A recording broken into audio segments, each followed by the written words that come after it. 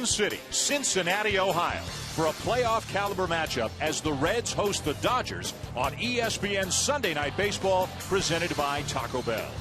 Winners of 5 of their last 6, Joey Votto and the re-energized Reds have a division crown in their sights. Tonight, they look for this series sweep against one of the game's best pitchers, Dodgers lefty Clayton Kershaw.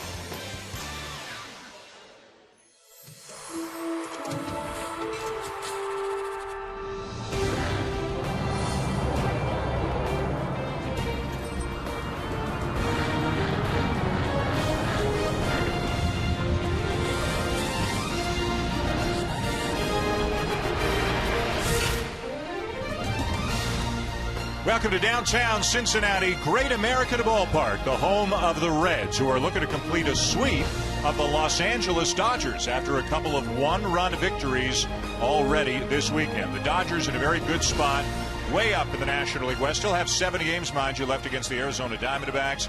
And the Reds are hoping to pick up some ground on the Pirates, who lost to the Cardinals in the very exciting and congested National League Central race. Hi, everybody. Dan Schulman, Oral Hershiser, and with us this week, Hall of Famer, Cincinnati native, Cincinnati Red, Barry Larkin.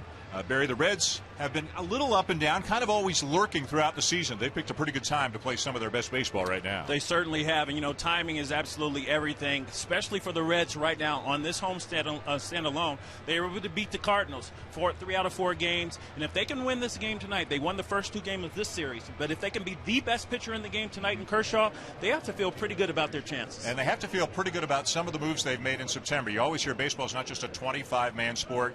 You use more guys than that. And Dusty Baker's made a very good use of his expanded roster in September. He's got a secret weapon, doesn't he, Buster? That's right, and his name is Billy Hamilton, who stole 230 bases in the minor leagues the last 2 seasons. And since he was promoted last week, he's been used as a pinch runner 4 different times and stolen second base each time. His appearances in games here in Cincinnati have become an event. Dodgers left fielder Carl Crawford, who knows something about speed, told me he runs like a deer, Dan.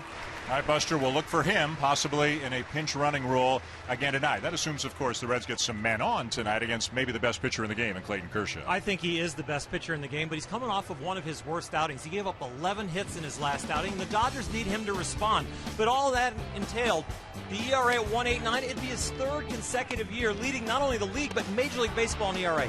4th consecutive year with over 200 strikeouts with 3 dominant pitches, the fastball, the curveball, and the slider. And the gain of command since the beginning of his career, that whip now below 1. This is, Dan, the best pitcher in the game.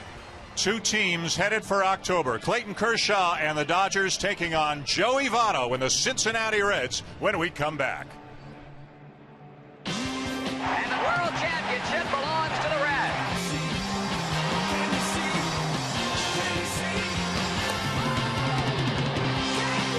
The Dodgers are world champions.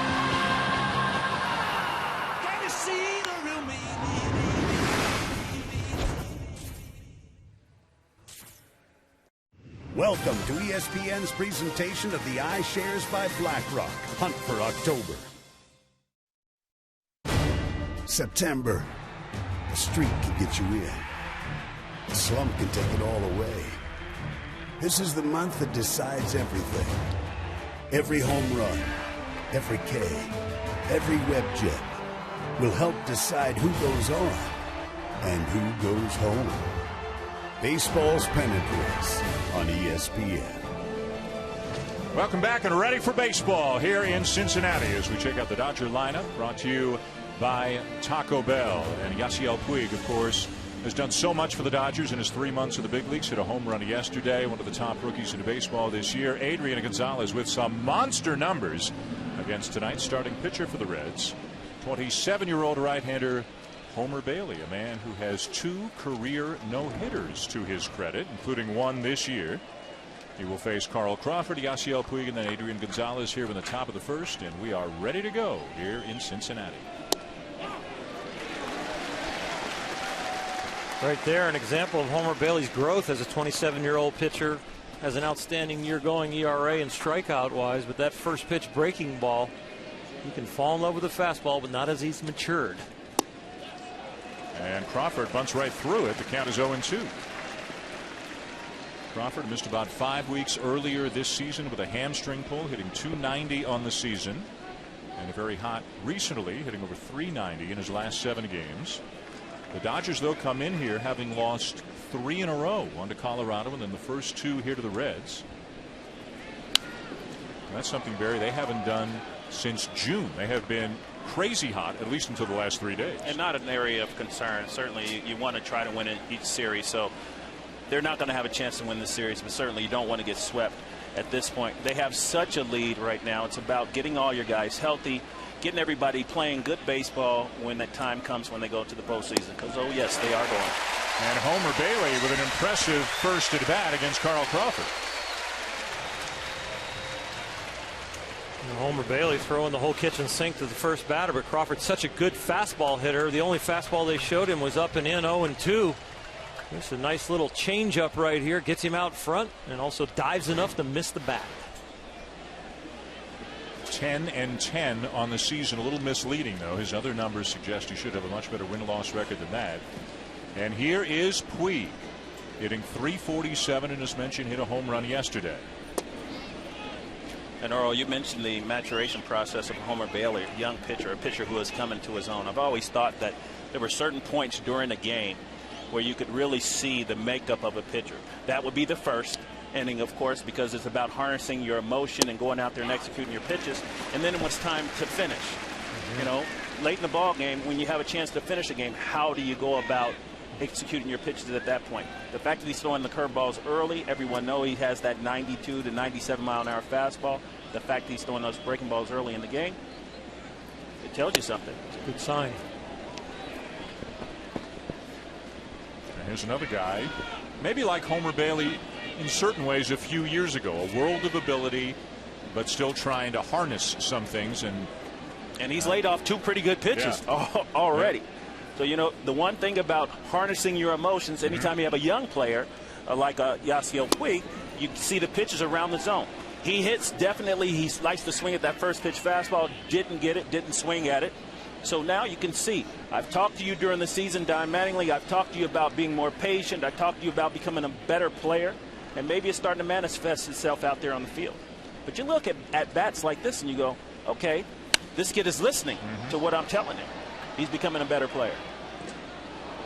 The talent is obvious. The energy and the intensity is something that everybody talks about. But has he learned from his mistakes? Is he understanding how pitchers are now trying to work him and set him up? And it's a work in progress, but obviously the positives have far outweighed the negatives over the last 3 months for the Dodgers.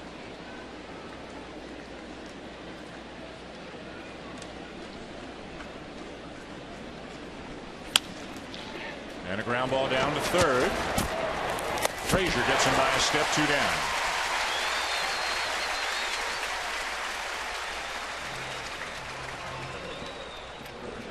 So a good start for Bailey, but now he will face a guy who has his number in Adrian Gonzalez. And by the way, had 4 hits in yesterday's game for the Dodgers, although they lost the game. But Gonzalez, 9 for 18, 5 home runs in his career against Homer Bailey. Adrian Gonzalez, when he's going well, he's a very patient hitter. Homer Bailey, I watched some of the video of the damage that he's done over Homer Bailey. It was early in his career where he got a lot of pitches out over the plate. Of course, he's got his hot zone all over the place at this particular point. But he's very patient until he gets a ball into an area that he likes to hit.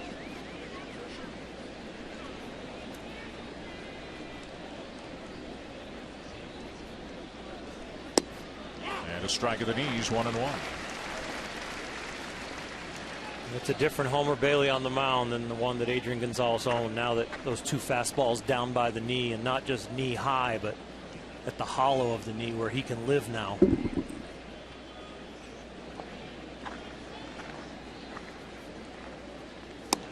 Good changeup, 1-2.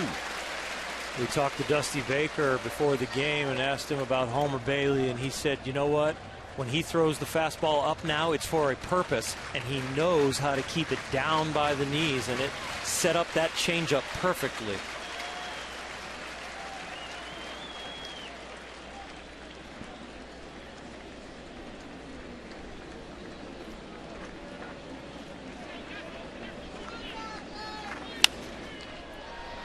located fastball at 96 that Gonzalez fouls off. I love the fact that he came back with the fastball and has kept the ball away. He's got 2 out, nobody on. There'll be later in the game where he might have to get Adrian out in a key situation. So why show him all your possible bullets to strike him out now? Go ahead and just give him his base hit to left if he wants it, or just get him out in one way. And a mile-high fly ball into shallow right field. And a very good inning for Homer Bailey. The Dodgers go in order. Clayton Kershaw to the mound when we come back to Cincinnati.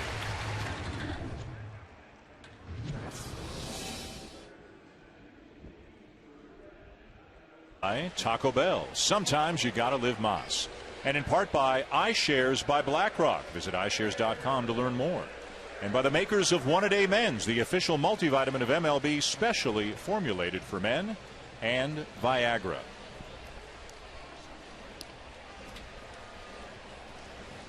Bottom of the first here at Great American Ballpark, and the Cincinnati Reds are ready to take their hacks at Clayton Kershaw. A look at the Reds starting lineup tonight, presented by Taco Bell. And they've got 2 hitters who do something as well as anybody in baseball. Shin-Soo Choo, second in the National League in on-base percentage this year. The only guy who's better is his teammate Joey Votto, who's got a .432 on-base percentage, and driving him in more often than not is Brandon Phillips, who's already got 101 RBIs on the season, second in the National League. On the mound, the Cy Young Award favorite, you would have to say, at this point of the season, Clayton Kershaw. And a winner of that award 2 years ago, second last year to R.A. Dickey, and this guy can really dominate a lineup. Going for his 3rd ERA title, not of just the National League, consecutively in the major leagues, which has only been done by Lefty Grove and Greg Maddux. He finds himself on some pretty impressive lists for a guy who's only 25 years old, what he's accomplished already. Here is Choo in his first and perhaps only season as a Red, free agent at the end of the year, hitting .289, 20 homers. You know, Dan, all those stats and all those stats are impressive about Clayton Kershaw. But what I know as a hitter, if I'm facing him, is he has been struggling as of late. So I'm in there getting all the video that I can, trying to figure out if there are any patterns, if there's anything that I could take advantage of to give me a better chance, because he does have the numbers. But it's all about timing. And what have you done for me recently? And what he has done is struggle. So let's take advantage of that if we're an offensive team facing it. Yeah, in his last start against Colorado, he actually got the win in a 10-8 slugfest, but he went only 5 innings, gave up 11 hits. That's the most hits he's ever given up in a big league start, allowed 5 runs. For that kind of anomaly, something had to happen. He either was terrible or they got a little lucky, and watching the game, 4 or 5 of those hits were very lucky, just happened to find holes. Spoken like a true pitcher right there. You were trying to convince the hitters that he wasn't going to be tough tonight. Well, when you're facing a guy like Clayton Kershaw, you have to play the mind game. Absolutely. There you have the cat and mouse. Up and in, 3 balls, 2 strikes on Choo, who's been hit 23 times this year. He's walked 95 times. That's how you get an on-base percentage of .421. So he has been a very good table setter, although he's not your prototypical leadoff hitter. Did he go? He did not. And he draws the leadoff walk.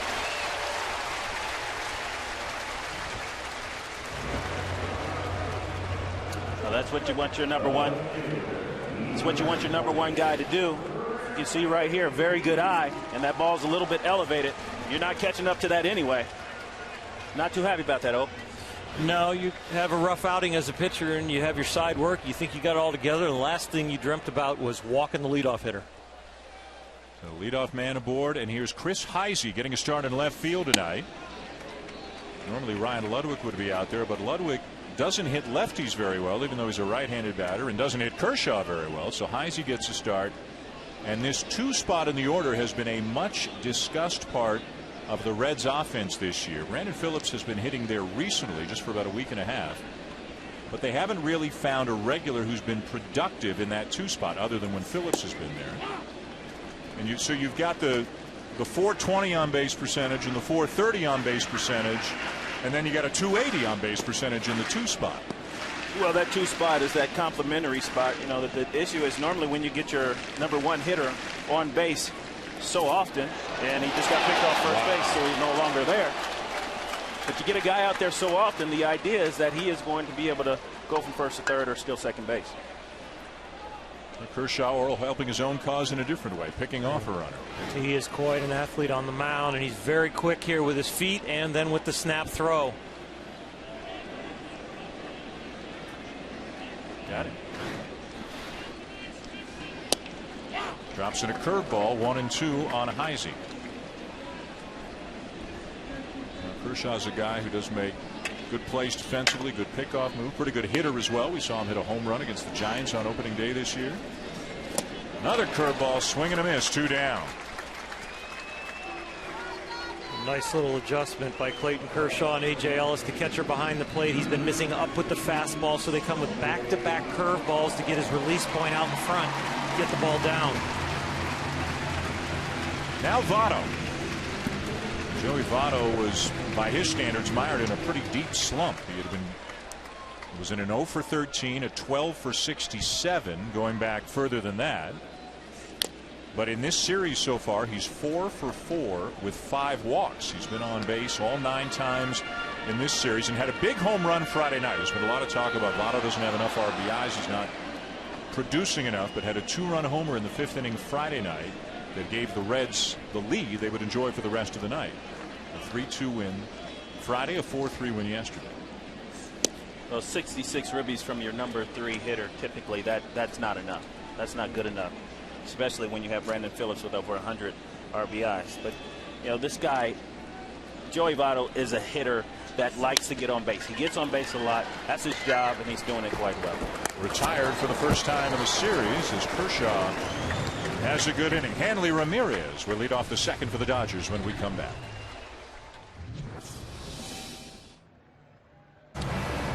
Well, in late June, it looked like it was going to be a lost season for the L.A. Dodgers, but then they got hot in a hurry, and so many different things started going well for them. Of course, Yasiel Puig, who came up in early June, has been an energizer and a force for them, but he's not the only reason things have turned around. Hanley Ramirez, when he's been healthy, has been as good as any player in the National League. The top 3 in the rotation have been absolutely great for the Dodgers, and the bullpen, they shuffled some pieces in the bullpen in June as well. Kenley Jansen took over as the closer at that time, and he's been about as good as any closer in baseball over the last 2.5 months. And that, folks, has had to go 53-16 since June the 22nd. The Dodgers have gone from last, 9.5 behind Arizona, to first, 11.5 up on Arizona, with now just 3 weeks left in the season. I still say it's that Yasiel Puig phenomenon. I think the tone that he brought. Now, certainly he's not out there pitching and doing all the other things, but I thought that this team was really listless earlier in the season. He came about, and he just kind of set a tone of the way that they're supposed to play. And although he's made plenty of mistakes, I think everyone was energized off him coming to the big leagues here. Just my thoughts, though. I'm saying the pitchers as well. No, I think you're right. I think you raised the bar. Yeah. And Hanley Ramirez has Yasiel Puig type talent. Hanley Ramirez has actually been better since Puig came up. Absolutely. Not only better himself, but better than Puig statistically. If Ramirez had been healthy all season and produced at this level, which is a big if, sure, he's probably the front runner for the MVP in the National League, right? But he's been hurt a couple of times, had the thumb injury suffered in the WBC, the hamstring injury, so he's missed 52 games. But everybody says not only is he playing great, that's obvious, but he's been a good citizen. He's been happy. He's been doing what they want him to do, which wasn't always his reputation with the Marlins. Well, Ricky Nolasco played with him when he was in Miami, and Ricky had some interesting things to say about Hanley and how different a player he is over with the Dodgers. Getting on a winner and getting in a place where you think you might want to spend a few more years will do that for you. As he fouls a ball off his foot or his leg, had his hand on his knee. We'll have to get a look at the replay and see exactly where that ball caught him. No. It's the ground and then comes up and hits him on the inside of the knee, maybe.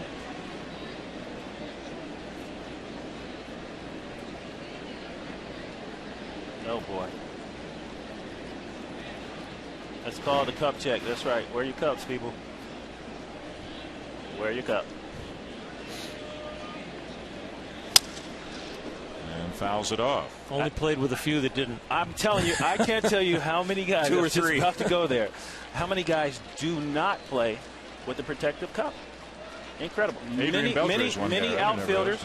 Adrian Beltre. A couple there are guys. A few other guys stand too close to the plate too. Yep. You guys told me their hands were too good to wear a cup. And I said, well, I'm not from that camp. My hands aren't that good. And I caught it in the cup quite a few times. Just another way to knock it down. Stop it. Keep it in front. It's a different way of taking one for the team. Knows how Dan backed out of that conversation completely. The thing about Hanley, and you said he's a different player, it's not statistically that Ricky's talking about either. He's talking about the work ethic, the concentration in infield and batting practice, the presence in the clubhouse, all the different things that you look for from a veteran player.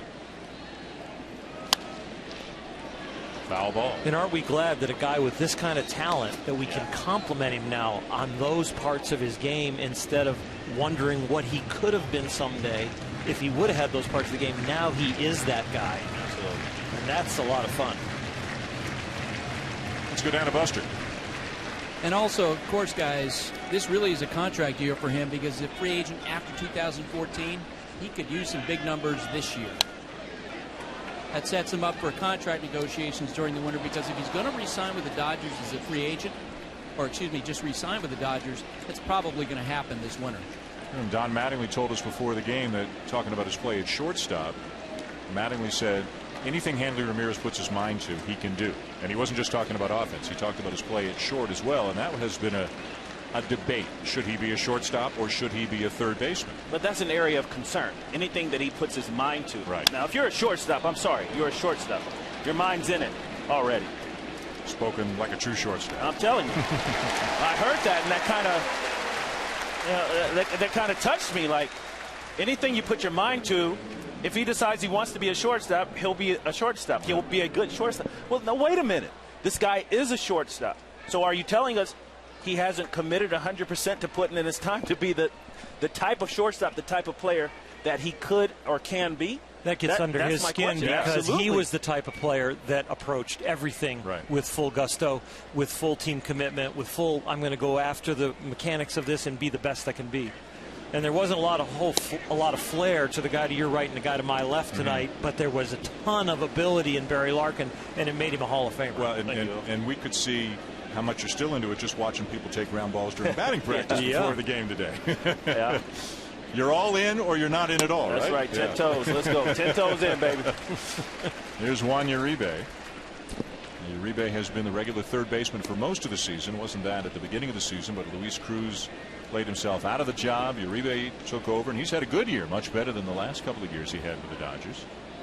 And not only that, he has also been the mentor for Yasiel Puig. Got jammed. 2 down. Guys talk about Jose Uribe being the veteran presence in the clubhouse. I think that's significant. You don't often hear of a Latino player that is the veteran presence in the clubhouse. But to his credit, everyone feels he's a guy that they can follow.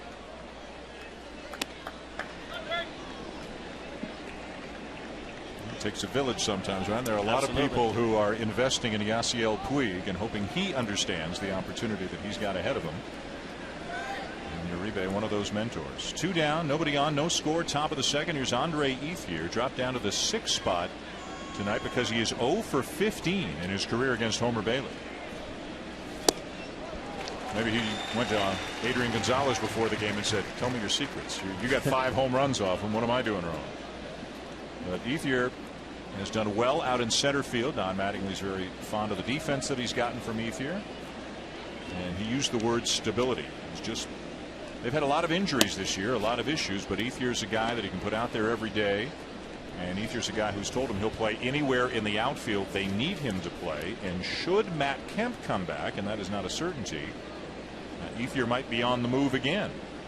He could play all over the outfield depending on which 3 outfielders are in the lineup on any given day.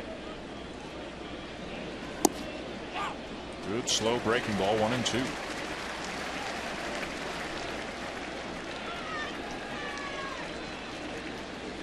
Homer Bailey is on a roll. Kershaw coming off a tough outing. Homer Bailey's won his last 5 decisions.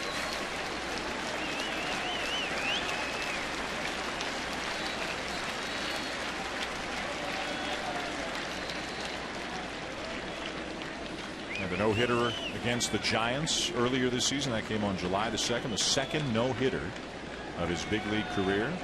And he's 5-0 with a 2.42 ERA in his last 7 starts. Got it.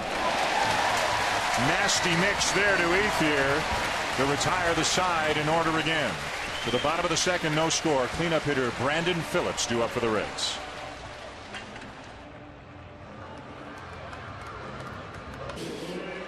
Don't miss any of the action this week on ESPN. We've got a doubleheader for you.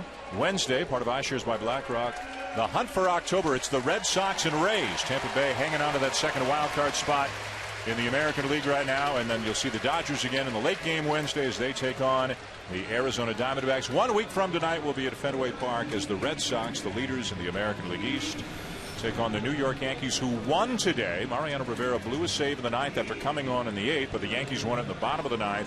The Rays won a game today after they had been struggling recently. They beat Seattle. The Orioles and Indians both lost today. And yes, notice those Kansas City Royals still lurking on the graphic in the American League wildcard race. So it's going to be a crazy 3 weeks for that second wildcard spot in the American League. Here's Brandon Phillips back in the cleanup spot where he has spent almost all of this season. Had a bit of a sore quad, so Dusty Baker wanted to get him out of the 2 spot. Didn't want him to feel any pressure to run should he get on base. He wants him back in run producer mode, Barry, which is the mode he's been in all year. And he's done quite well with over 100 ribbies on the season. But hitting second and hitting fourth, 2 totally different perspectives. Number 2 is mostly a complementary position. However, when you have Joey Votto hitting behind you, you have to think a little bit differently, because typically that number 3 guy is the guy driving in runs. Joey Votto has 66 ribbies. So there's a lot of thinking going on, and it's a totally different mindset from hitting second and hitting fourth on this team. Phillips with a bouncer to second for the first out.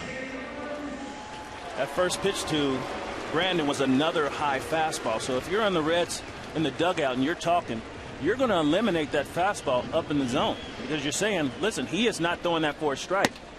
When you're facing a guy like Clayton Kershaw, you want to try to eliminate pitches or eliminate zones. One zone you can eliminate right now is that upper zone. That takes away that high fastball. It takes away that high breaking ball that drops into the strike zone. Here's Jay Bruce. And Bruce is leading the National League in extra base hits on the season, having another good year. He's got 38 doubles, 1 triple, 27 homers, so 66 extra base hits. Oh boy. And might have just come up with number 67. Hits it a ton for home run number 28.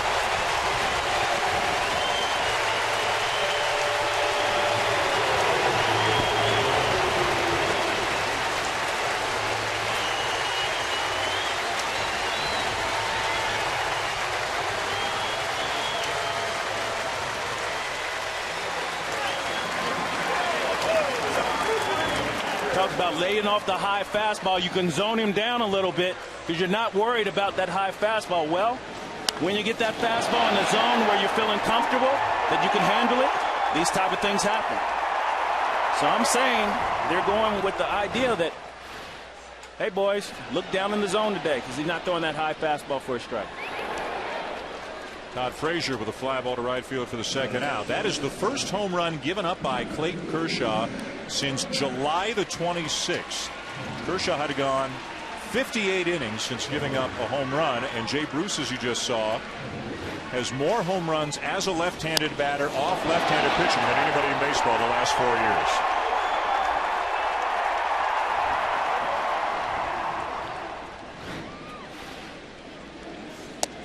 The first home run by a left-hander in 249 at bats. Wow. He just absolutely obliterates left-handers normally. I think Barry, you got him in a zone because he can't hit the outside part to a lefty right now either. That fastball up. He's having trouble getting the fastball to the glove side for him. which is inside to a righty and away to a lefty. So you zone him down, and you can also zone him to one half of the plate right now. And when you're facing a guy like a dominant pitcher like a Clayton Kershaw, that's what you have to do because you can't cover everything. This stuff is just too good. In at the knees, 1 ball, 2 strikes on Zach Cozart, the Cincinnati shortstop. Another guy who spent some time in the 2 spot this year, has hit better since being moved down in the order.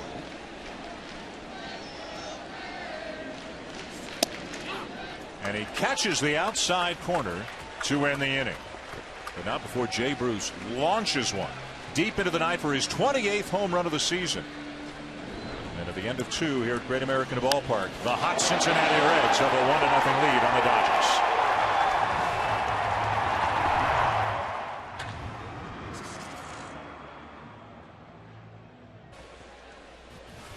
Guys, thank you. As we take a look now at our iShares by BlackRock hunt for October, the Cardinals with no more games left against the Pirates and Reds. The Pirates and Reds still have 6 games left against one another.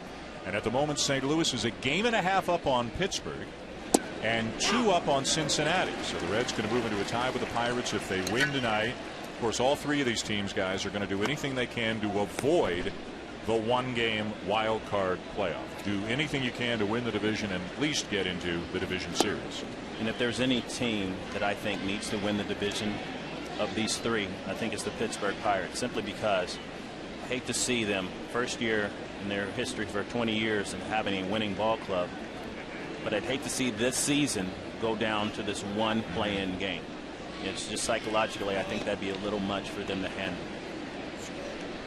And I don't know if they have that one pitcher, though, that could, Liriano, is he the guy, A.J. Burnett, that one pitcher that you would feel good about going into just a must-win situation. And they might not get to choose who it is because they'll come down to the last day to avoid that game. Everybody's glad that that game exists, that they get into that 1-game playoff, but no one wants to be in it.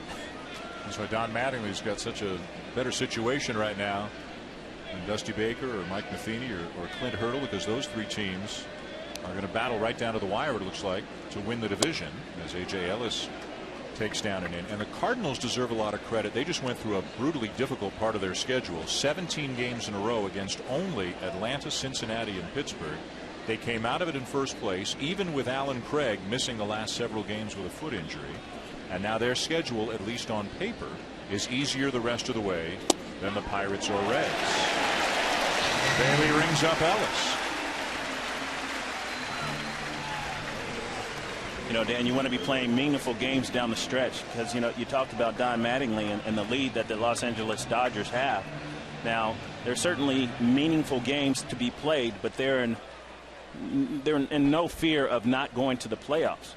And you just want to make sure that your team is hungry and playing the best baseball that they can and kind of have that fear of the season being over going into it, so you can play those high leverage games and those high leverage innings, and you can have guys perform in those situations during the end of the season. Much better problem than Don Mattingly had back in May when they were in last place and his job was on the line and all that. Things have changed so much for the Dodgers that he can set up his pitching any way he wants and just trying to keep his team sharp and hope nobody gets hurt. 0-2 on Mark Ellis as Homer Bailey is locked in. You know, you talked about him throwing balls down in the strike zone. He is living down there. He has not thrown a ball up. You know, 2 strikes, though, you wonder if he starts to think about climbing the ladder. So look for that high fastball possibly here. I know I'm thinking about covering it as a hitter. Wow. Painting outside corner with the knees. Strikeout number 4. He's thrown 1 up, and it was to Adrian Gonzalez in a 2-strike count to get the ball up. With this ball, you can shake your head, but he's shaking his head because that was the perfect pitcher's pitch, and it just lights up the corner. Been watching a little bit of the tennis. That is a 2-liner right on the corner. Both lines of the strike zone he hits, and he dots it. 2 down. Here's Kershaw.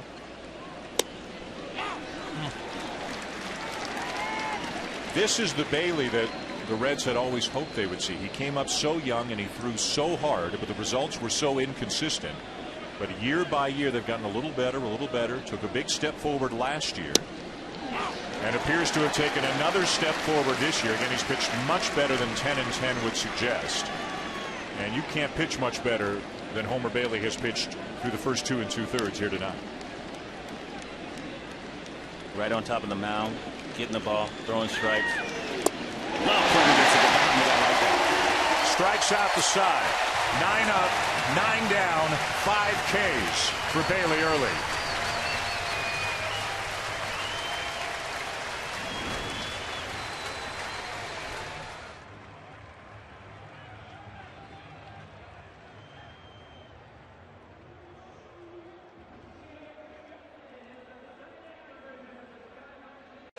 Sunday Night Baseball on ESPN, presented by Taco Bell.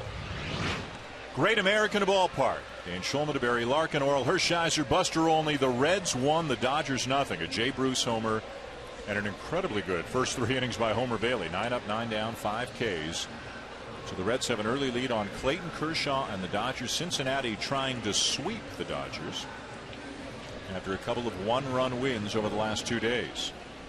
Kershaw comes in as the major league leader in ERA, among other categories. He's got a 1.89 ERA on the season as he faces Ryan Hanigan to begin the inning.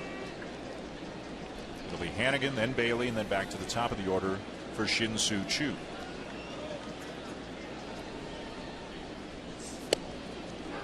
And at the belt for a strike, 1-1.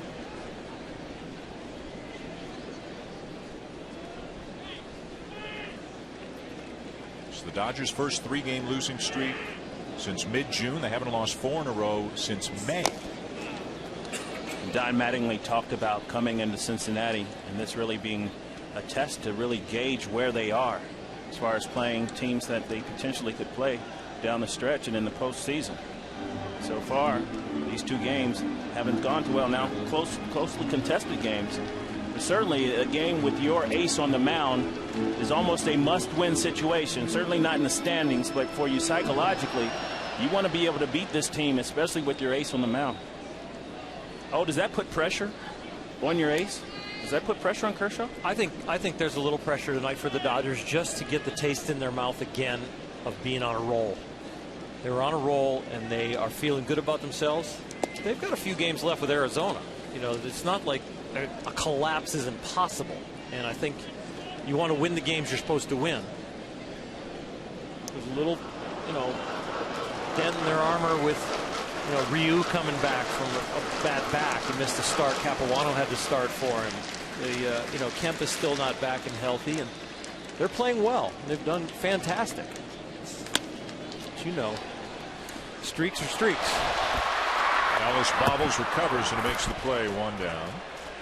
Well, you don't have many losing streaks when you got a pitcher like Clayton Kershaw at the head of your staff, and a Kershaw trying to join some pretty select company. Lefty Grove led the majors in ERA 3 consecutive years, from 29 through 31. Greg Maddux did it 3 years in a row in the 90s, and Clayton Kershaw is on pace to do it this year. Led the majors in ERA each of the last 2 seasons, and he's got the best ERA of his career this year. They don't score a lot of runs for him. He's a very deceiving 14-8. You think about, continue the conversation about the postseason. His numbers in the postseason aren't earth-shattering. They aren't, very dominant. So you look at this game as one of those potential games. You look at this game as a must-win, as is every postseason game. This is a must-win game. You look at this game and you go, okay, how is he going to fare in this game? And this might give you a nice broadcast on how, or forecast on how he's going to perform in the postseason. No, he's not very pleased with the way that last curveball came out of his hand. No, he's not. You don't get this good without being competitive, and I love to see that on the mound. As long as it doesn't go into the next pitch, it goes into concentration and a little more discipline. And he just tried to throw another one and missed high again. He's looking in his toolbox right now, trying to find the adjustment. Is it slow my leg kick down? Is it my balance? Is my head going towards third base? You got a whole bunch of checklists as a pitcher to get yourself back on track. The coach has got to come to the mound. It's usually too late. And as with any really good pitcher, you have to take advantage of him when he is struggling, because if he does find it, then it's going to be a struggle. So if I'm Shin-Soo Choo sitting on deck, I am zoning him up and hunting that fastball for the first pitch and trying to change the score right now. How about that? Had the pitcher 0-2 And he walked him. Well, he's out there searching. Rick Honeycutt, his pitching coach, has done a tremendous job with him, but Clayton Kershaw knows his mechanics better than anyone, and right now he's looking for his rhythm and looking for a place, and sometimes it'll help to move from the wind up to the stretch right here. There's a shot of Rick. Done an unbelievable job with this Dodger staff. I'm thinking swing early. I know there's going to be no movement on the bases. I'm thinking swing early. Hunt for that fastball up in the zone. Swung early, 0-1.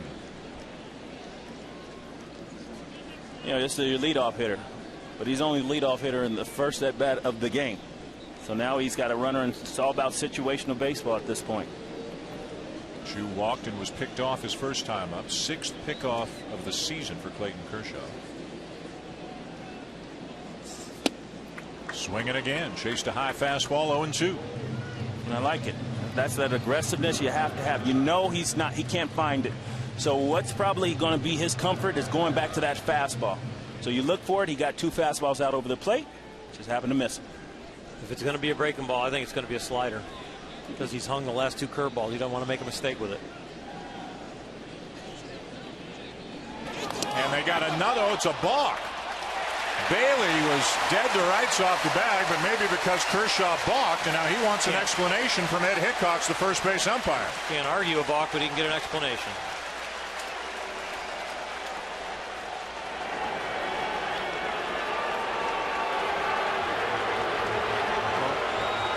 Was it the angle of the stride, Orr? I don't know. We didn't have the angle from up here in the box looking down, but I'll tell you what. Don Mattingly better watch out when he goes out. Well, saying he stepped towards home, maybe. You got a 45-degree angle. Let's take a look at the stride, because you don't have to stop because he's coming to first. They're just going to say that he didn't stop. I don't see it. No, I don't. That foot is not going towards home, so I don't get it. But like you said, there's kind of an imaginary line that he's not supposed to step across. Right? 45 degrees, but it was not even close to that. I mean, we've got some great moves from left-handers in the big leagues, especially one I'm thinking off the top of my head is Andy Pettit. Andy gets a lot closer to home plate than that stride. That was pretty basic. Well, and I would imagine if you're frustrated on the mound as Kershaw was before that, he's probably twice as frustrated now. Can't find his curveball. Walked a pitcher. Committed a balk.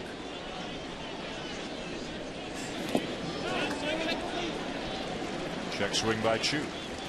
There's the slider we kind of predicted, because his last few curveballs have come out the top and he's hung them for balls. So last thing you want to do is get ahead of a hitter and be in a key situation and go back to a pitch that was really not there for you. The slider's been a pitch that he's been able to control so far.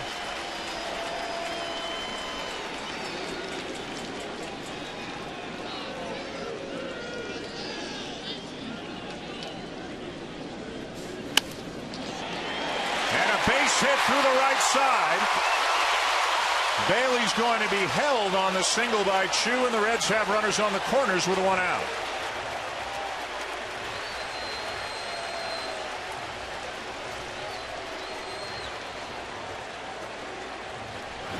He did try to throw the curveball, Bear, I think, and he still hangs it. It stays on the inner half. It stays up and gives Chu enough time and enough ball to hit it into this hole. He doesn't hit it real well, but he does hit it. It's not a strikeout. You give the hitter a chance. And that spike throw by Puig was just him watching them hold up the runner Bailey at third and then trying to hold on to the ball himself. He's just got to kind of come through that smooth and just let it go, hit his cutoff man. So the Reds leading and threatening against Kershaw here in the bottom of the 3rd. Chris Heisey is the batter. Votto and Phillips are behind him.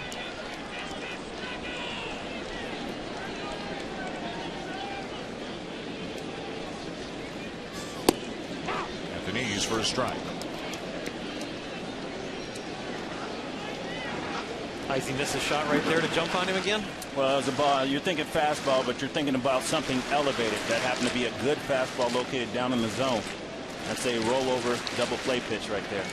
So you're looking to zone him up. Now you're looking for something a little higher in the zone so you can lift, get that runner from third base. And now you're protected. You know, sometimes a productive out is a strikeout. The last thing you want to do here is tap a ball and hit into a double play. So a strikeout in this particular instance on a tough pitch, we can live with that one.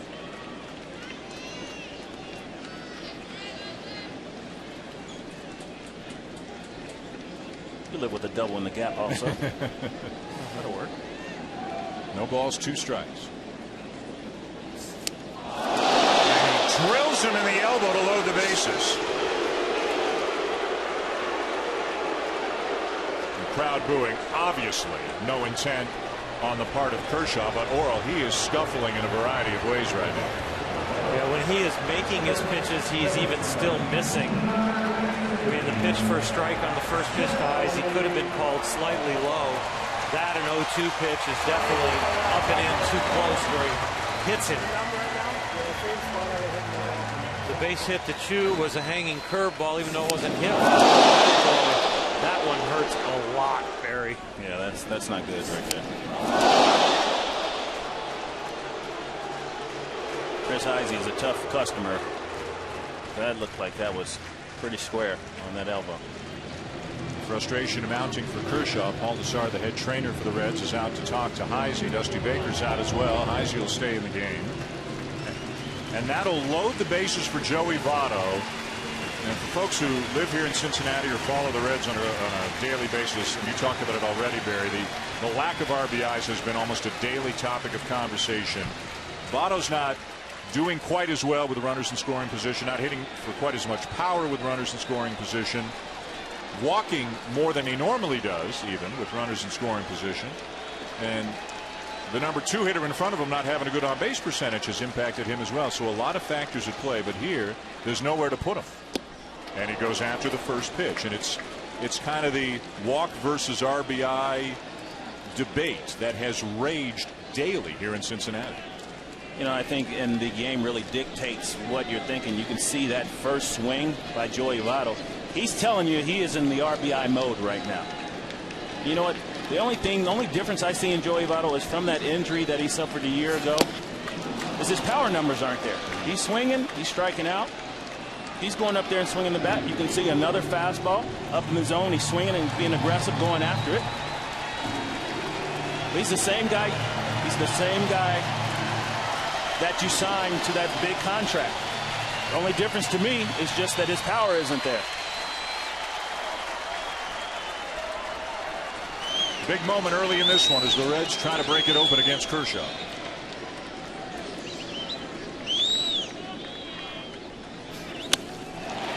Line to first and back safely at second. There's the runner Chu, so the bases remain loaded now with 2 down.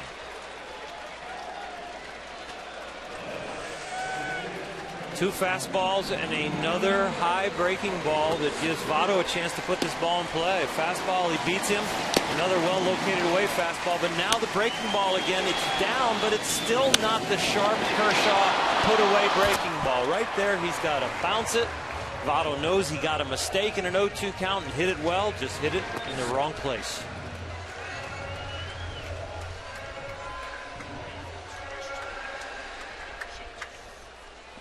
So the bases remain loaded, 2 down, and here's Brandon Phillips, who has done an extraordinary job this year in these kinds of situations with the bases loaded.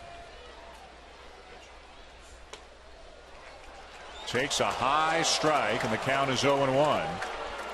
You want to talk about a guy who can smell RBI opportunities. How's 11 for 17 working this year? Yeah, he talked to me in spring training about how hitting fourth this year, his only objective was to drive in 100 runs. He said he wanted to be that guy. And if you know Brandon Phillips on a personal level, you know he enjoys being that guy. So he's taken that challenge and really made it something personal. He really loves these type of RBI opportunities. Kershaw battling. Got Votto now 0-2 on Phillips.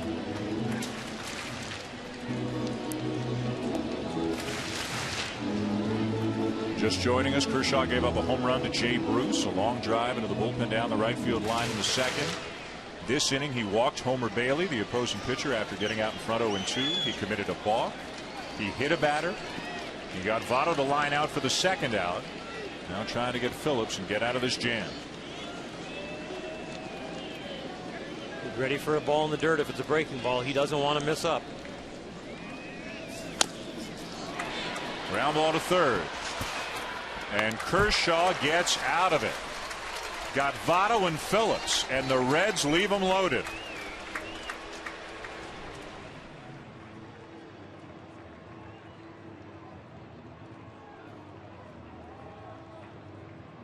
ESPN Sunday Night Baseball, presented by Taco Bell, is brought to you by Xerox. With Xerox, you're ready for real business. And Budweiser, the official beer of Major League Baseball. Great times are waiting. Grab some buds. A very special weekend here in Cincinnati as Hall of Famer Joe Morgan, our former colleague here at ESPN, was honored with a statue outside Great American Ballpark. It brought the Great Eight back, the 8 starting position players from the Big Red Machine, the back-to-back World Series champions in 1975 and 1976. Joe was the MVP of the National League in both of those years and is, without a doubt, a shadow of a doubt, one of the game's all-time great second baseman. A Hall of Famer, 2-time MVP, 10-time All-Star. On and on and on it goes. And I know there was a young baseball fan growing up here in Cincinnati named Barry Larkin, who was a big fan of those teams back in the mid-70s. Absolutely, man. I had the little bat flap going on, or the back wing going on. And I always wondered why he did that. And you know what? I never asked him why he did that, if it was a nervous twitch or what.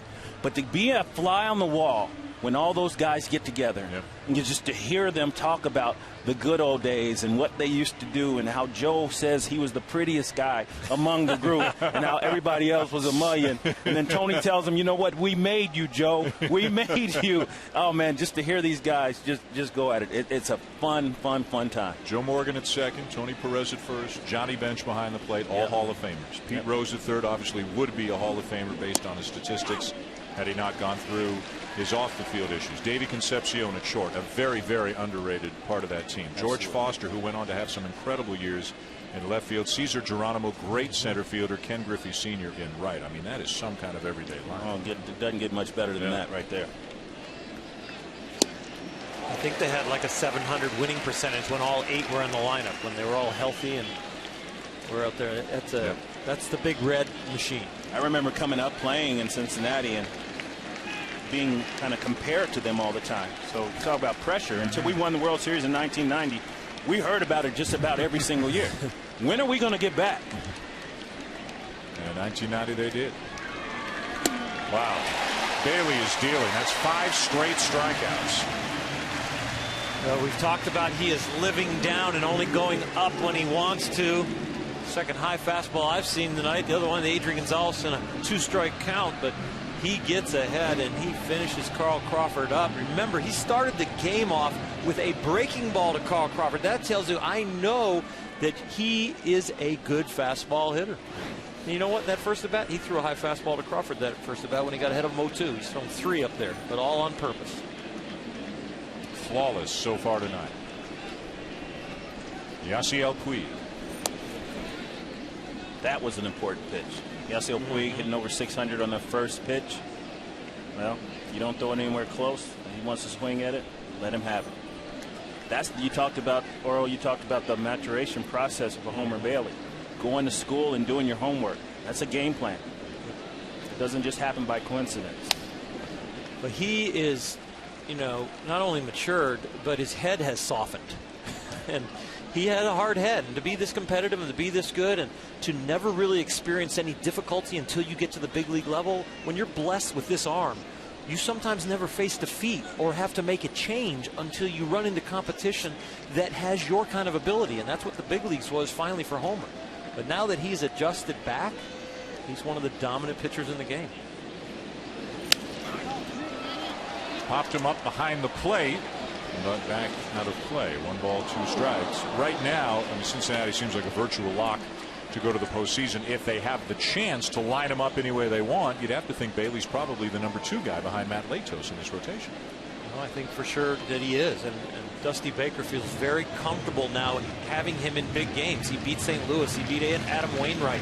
He's gone up against the best. He's going up against Kershaw tonight, and you know that as a pitcher when you're going up against another team's ace, how good you have to be.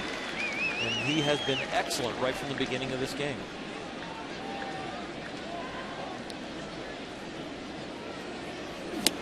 Six consecutive strikeouts.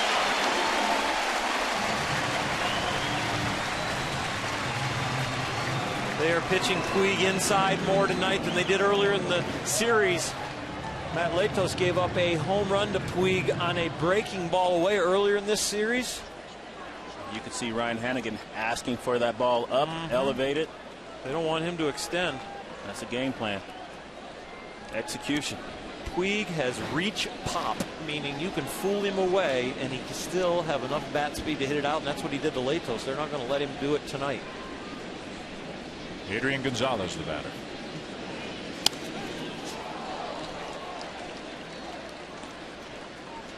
Bailey struck out the first batter of the game, Carl Crawford. Then retired Puig, Gonzalez, Ramirez, and Uribe on either fly balls or ground balls, and since then has struck out 6 in a row. He has faced 11, he has retired 11, 7 of them via strikeout.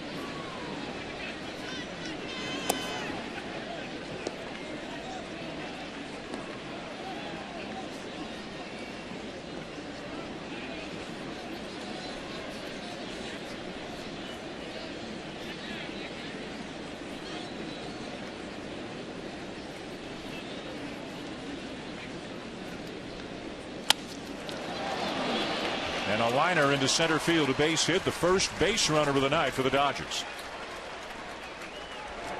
Adrian Gonzalez with a great approach. You saw the first pitch out over the plate, not trying to do too much, understanding that Homer Bailey is dominant tonight. Just looking for something out over the plate where he can get his arms extended. Here's the pitch out over the plate. Tries not to do too much with it. Nice base hit to left center field. That's professional hitting. Not a bad pitch, though. Good hitting. A really good hitter. He is so smooth. Such a sweet swing. So runner at first, 2 down, and here's Hanley Ramirez, retired on a fly ball to center. Bailey, who's got 2 no-hitters to his credit. It looked like he might be in and still might be in for a very special night, because he was making it look easy for the first 3 2/3. Now a drive to left center field off the bat of Ramirez, and this is going to get all the way to the fence. Gonzalez does not run well, but he's getting the wave. The relay coming through to the plate is cut. The run will score. And now they've got Ramirez caught in a rundown to end the inning. Double and an RBI for Hanley Ramirez. And just like that, the Dodgers get a couple of hits and get a run to tie it here in the 4th.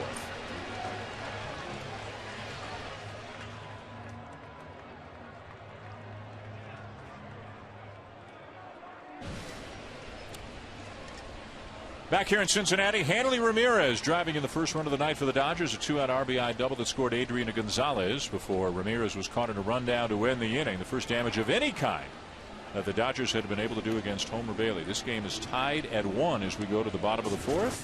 And in between innings, our Buster Olney had a chance to visit with Dodger manager Don Mattingly. Don, how are you feeling about your approach against Homer Bailey so far? He's been pretty good so far. It's good to get that run right there, but he looks like he's kept the ball down. You know, pretty much a lot of guys, you see him taking that strike that's kind of right there on the knees, borderline low, and he's been pretty good so far. So hopefully we can hang in there. Kershaw hangs in there, and we just scratch him for late, runs as we keep going. Kershaw looked like he was struggling a little bit with command, especially his curveball. How does he fix himself? Clayton just keeps battling, and that's the one thing we've seen in the past with him. He's going to keep going. He's not going to give up, and if the curveball's not getting over, then he's going to throw more sliders, and if that's not working, go to the changeup. And he's just going to keep coming at you and attacking, so we'll just watch him keep working through it.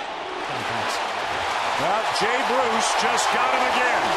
Second at bat, second home run for Bruce off Kershaw.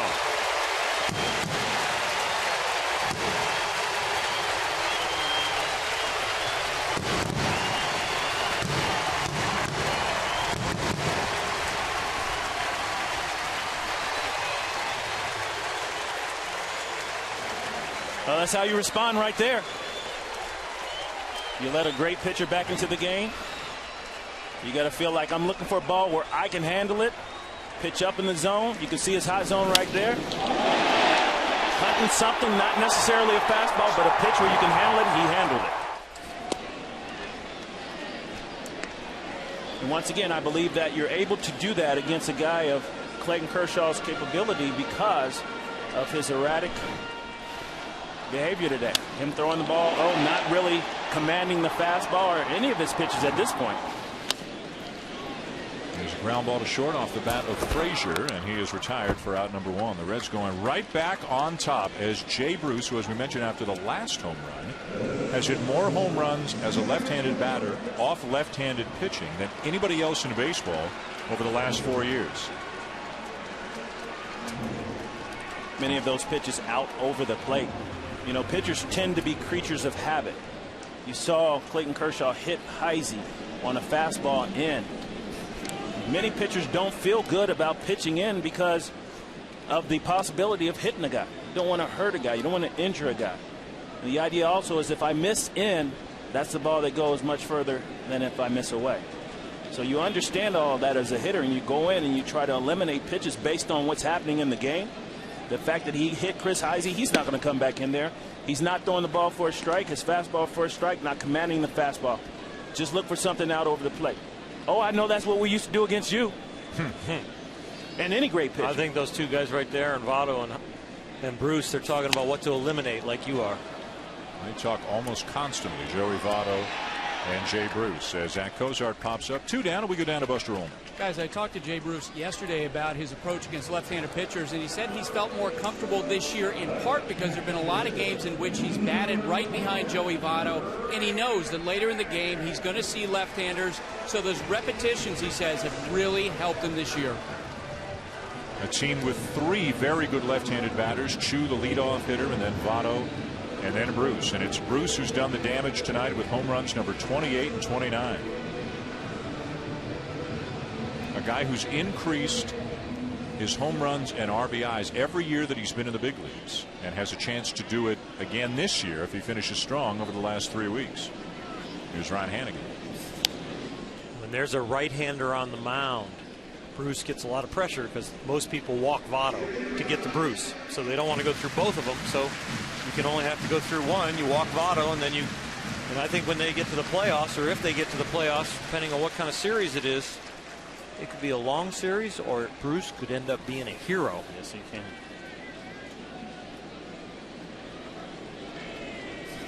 Well, you wonder when the time comes how Dusty Baker will line them up, because Brandon Phillips has hit 4th most of the season. He's hit 2nd a little bit. Would Dusty put Phillips back 2nd and have Bruce hitting 4th, so you got 2 lefties in a row?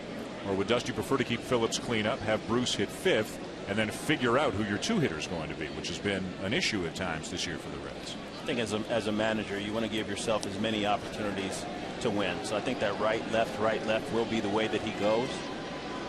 I know that's the safe way to go, but it's not the conservative way to go. You've got good hitters, right and left-handed hitters. You just don't want to give that other team an opportunity just to stack lefties against you. Kershaw strikes out Hanigan, but Jay Bruce becoming the story here tonight. In the 2nd inning, he drilled one down the line and kept it fair for his 28th of the season, and he came right back this inning with number 29, and the Reds have the lead again.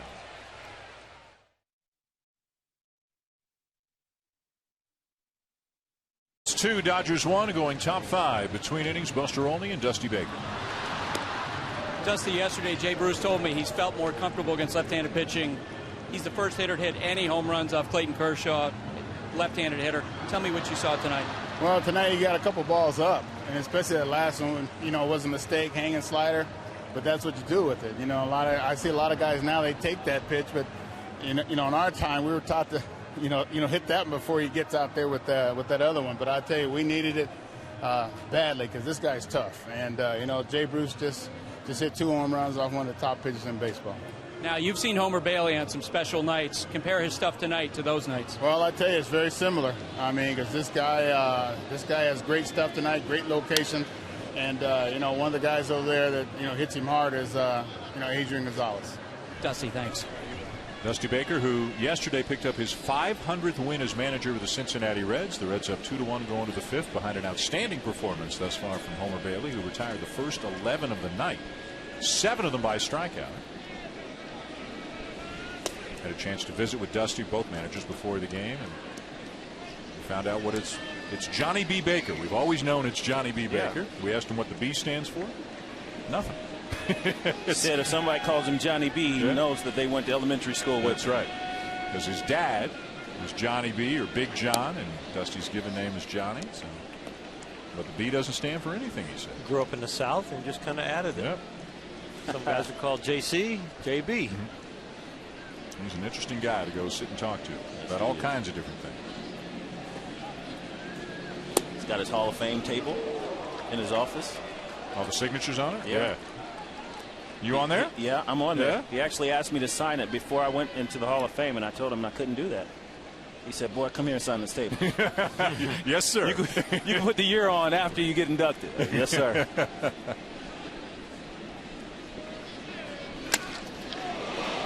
Juan Uribe drives the ball high and deep to right center field and caught just shy of the track by Bruce.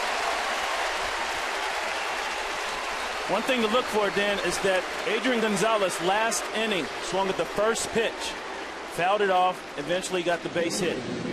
Hanley Ramirez comes up, first pitch swinging, hit the double for their RBI double. First pitch Juan Uribe, first pitch swinging. So maybe you're thinking, listen, boys, this guy's pitching so well, he's going to give us something to hit early in the count. So be aggressive early. Here's Ethier. Struck out his first time up, now 0 for 16 in his career against Baylor. And a fastball inside corner with the knees. I guess when you're scuffling against a guy, he seems to make his best pitches against you, too. Seems like you're always probably hitting an 0-2 count, yeah, too. That's right. I.e. swing early.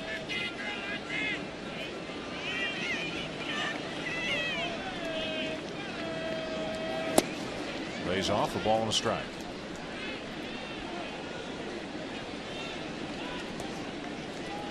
You know, Johnny Cueto's a guy who obviously has been a fixture in this Cincinnati rotation in recent years, but he's been on the DL 3 times. And he has thrown recently through today. Some early batting practice out in the field, and there is hope that Cueto will be able to come back from that lat pull behind his shoulder, if not as a starter, then potentially as a reliever through September and heading into October. And even Dusty Baker mentioned, hey, like the Tim Lincecum comparison, what Lincecum did in the postseason of last year for the Giants and how valuable he was. And boy, if you can get a guy like Cueto back, plus Sean Marshall, a very good left-handed reliever who's been on the DL a long time with a shoulder problem. I mean, that's a couple of great pickups as Ethier strikes out again. That's a couple of great pickups, guys, for the Reds heading into the postseason. Yeah, you think Tim Lincecum, what he did in the 7th and 8th innings for the Giants, you think that today he threw the 30 pitches in the simulated game, and that included the breaking ball and the changeup, and his location was good. He was not only down, he was down where he wanted to be, kind of like Homer Bailey is tonight. You see, he feels pretty good. He's smiling right there on the bench. He got to be feeling good about coming back soon. But, you know, the question I asked, the follow-up to that, well, does he have the mentality to go into the bullpen and pitch out of the bullpen? And I don't think I got the answer yes from Dusty. He said he's a very competitive guy and he wants to pitch. Yeah. So I think what Tim Lincecum did was absolutely great, but you have to accept that role. If you're a starter and you're used to going out there and being in one particular role and they're asking you to do something else, it can be difficult to accept that and perform in that role. I think the acceptance could come as he realizes he can't get his pitch count built up, but as long as that possibility of getting his pitch count built up still there, I think he doesn't want to give in to the fact that, okay, I'll just be for relief. I think as a starter, he's still holding that dream that he can build it up to 100 pitches after 30 today. So you're saying it's a mind game is what you're telling me. Again, we play a lot of those, don't we? Hitters and pitchers. Well, remember what the Reds went through last year, guys, in the division series against the Giants. Cueto got hurt in the first game. And the Reds still went out, won the first couple of games, but they had to really juggle their pitching. Matt Latos wound up pitching the deciding game, and the Giants came back and beat them 3 in a row. I mean, this is a hungry bunch to get further than they got last year. There's a sharply hit ball into left field, a base hit for A.J. Ellis. And with guys like Marshall, Cueto, you know, Tony Cingrani's a rookie left-hander who's got a lot of talent, and who knows what kind of a role he could find for the Reds. I mean, this is looking like a pretty dangerous team right now. They've played really, really well this week. They took 3 out of 4 from the Cardinals. The only loss was in 16 innings. And now they've taken the first 2 from the Dodgers, and they're leading here tonight. This is a team that if they're going to get into the playoffs, if they happen to play that one play-in game, I think they are well equipped with a lot of different weapons to try to win that one game. Here's Mark Ellis. And it's all about pitching. That's one thing that we didn't have when I was playing here.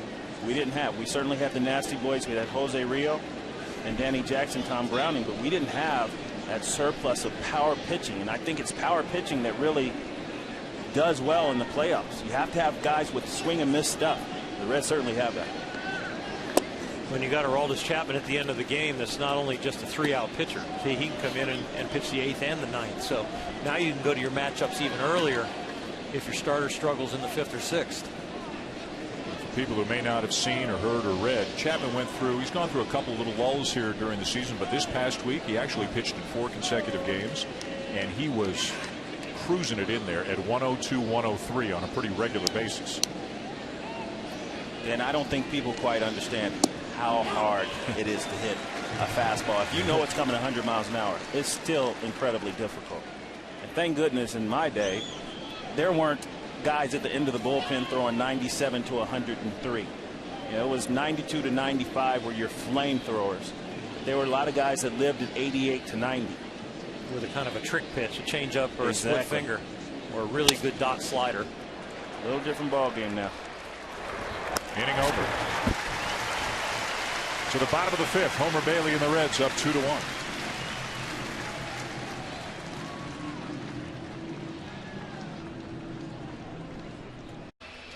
Monday Night Football is back on ESPN. The traditional opening week doubleheader begins at 6:55 Eastern Time. The Eagles take on the Redskins, and then at 10:15 Eastern, it's the Texans and the Chargers. Coverage begins with Monday Night Countdown at 5. Tomorrow night on ESPN, and also live on watching ESPN, and so much anticipation because RG3 is going to be starting for the Redskins tomorrow night in that first game. I'm looking forward to watching him. Oh, for sure. And then Chip Kelly with the Michael Vick running the offense. That quarterback position a little bit different than it used to be back in the day. I don't know about the rules, the changing of the rules. You know, what's a foul, what's a illegal hit anymore. Were you a 3-sport guy in high school? Confusing. I went to University of Michigan on a football scholarship, and I had to tell Bo Schembechler I wasn't going to play football. He decided to redshirt me my freshman year. It was his fault.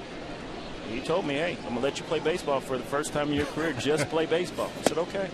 Worked out pretty well. After that season, we went to College World Series. And I had to go in and tell Bo, hey, Bo, thanks, man, but now I'm not going to play football.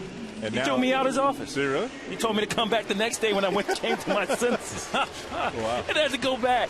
And now as a dad, you get to sit and watch basketball all the time. Absolutely. Your son was an outstanding player at University of Miami. Now he's with the Dallas Mavericks. Yeah, I'm looking forward to that. Yeah, he had a great time at University of Miami. He went back there to get their ACC championship ring. Nice. Just the other day as Miami beat Florida. That was a huge win for the ACC and the University of Miami. And now we're going to be going down to Dallas to watch him hopefully mix it up with Dirk. He is something else. And Mark Cuban and those guys. I was lucky enough to do, I don't know, we saw each other 4 or 5 times, I guess, during the winter. I did a bunch of his games, and he is something else. They had one heck of a season. It was fun.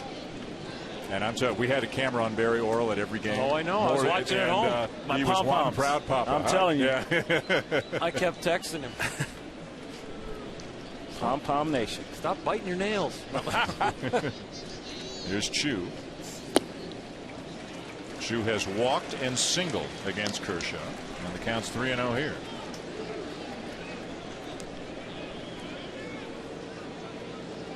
Still searching for it out there.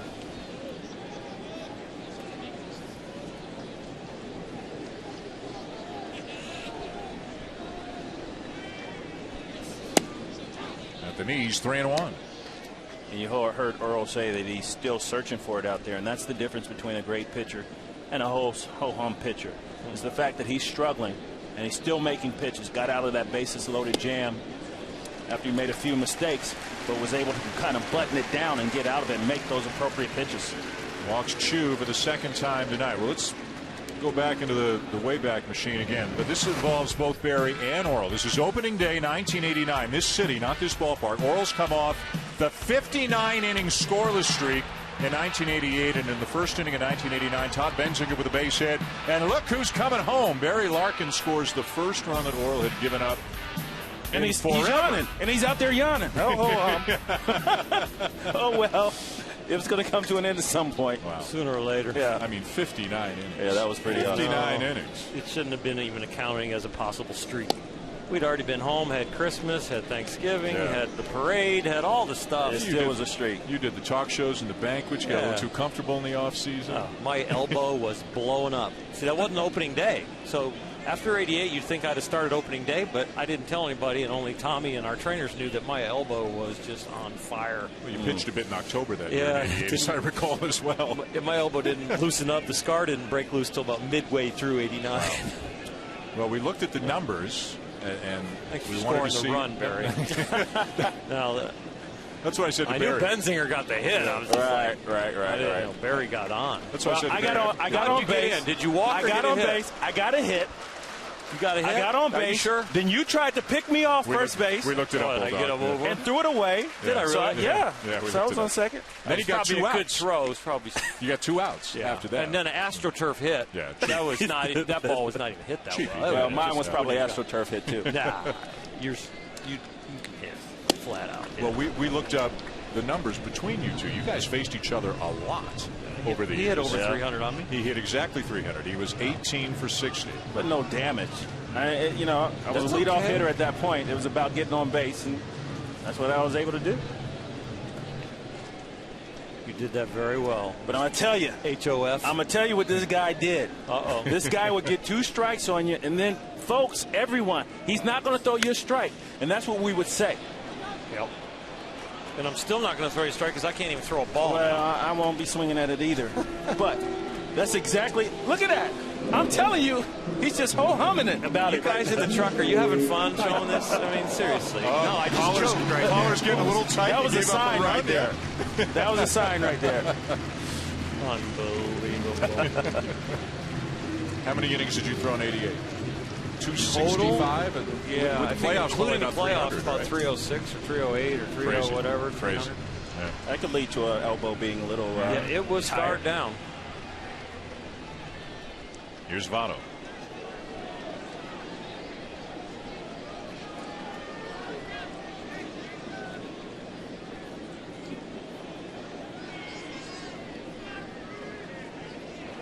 Now remember, Kershaw. Watch out, that's a balk move. Kershaw's picked off a runner tonight, and he's been called for a balk. On that same exact move. Stepping over there and throwing. Just did the same exact thing. Might want to take a chance right here if you're a runner at first base. Just go first move. Try to get in the scoring opportunity or scoring position for Joey Votto. If you're going to do it, you got to do it early.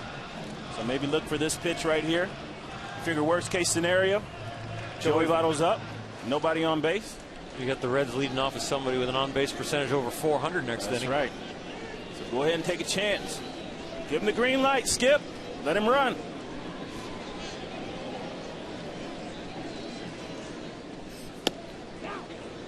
Catches the outside corner, 1-1. This is why you want that #1 hitter to be a guy that can steal bases. This is the exact situation. You got a tough pitcher in a game where not much is happening. A couple of long balls, and that's just about it. You want to manufacture a run. Get a guy in scoring position by not swinging the bat. Let him use those wheels. A couple years, that guy's going to be Billy Hamilton. That's the guy we're going to talk about, Billy Hamilton, for people who may not know. And this is not a mistake. Stole 155 bases last year between single A and double A. Stole 75 this year at triple A. Is a September call-up now for the Reds. Has come into 4 games, all as a pinch runner. Has stolen a base all 4 times and has scored 3 runs, 2 of them game winners. And he's a guy who, if this game is close late, and somebody without a lot of speed or one of the, not one of the mainstays for the Reds gets on, maybe one of the mainstays even gets on, there'll be a signal and Billy Hamilton will come out and this place will go nuts. And he's stolen bases against guys like Yadier Molina. Yep. One of the best throwing catchers in the game. Mark Ellis, another guy, throws well. So he's definitely a weapon. And I know Dusty is thinking, strategizing on where am I going to put him in the game to make a difference, because he does with that speed.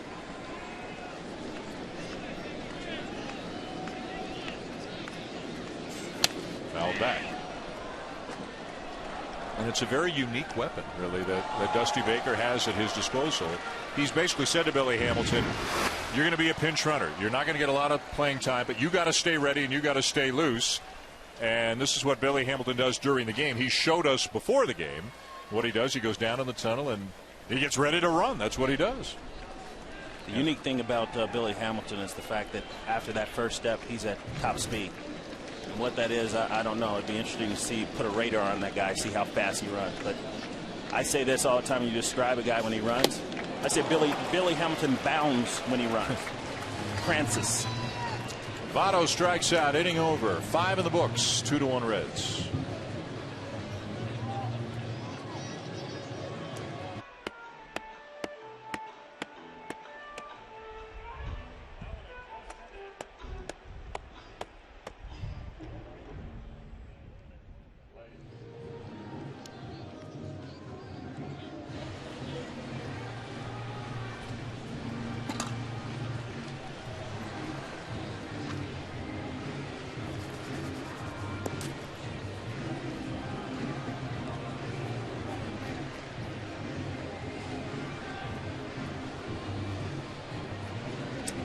Carl, that is a monster win for the Yankees, as you said, after they lost the first 3 games to the Red Sox.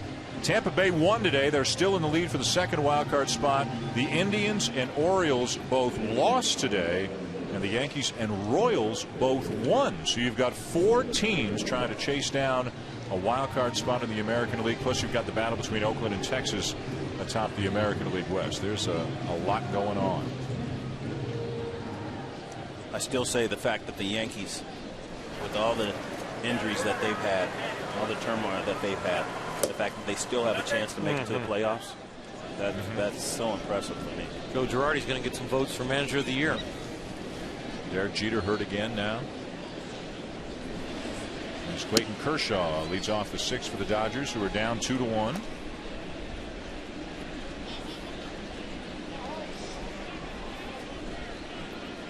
Jeter aggravating the ankle injury, did not play today for the Yankees. Some pretty significant injuries for some contending teams, as that ball is sharply hit to second. Staggers Phillips, but he'll make the play. 1 down. You've got Alan Craig of St. Louis, who's out with a foot injury. You've got Jacoby Ellsbury of the Red Sox, who word came out today has a non-displaced fracture in his foot, but they're hoping to get him back within a couple of weeks before the end of the regular season. Of course, Matt Kemp with the Dodgers, who aggravated a hamstring problem, so he is still out trying to work his way back from his latest injury.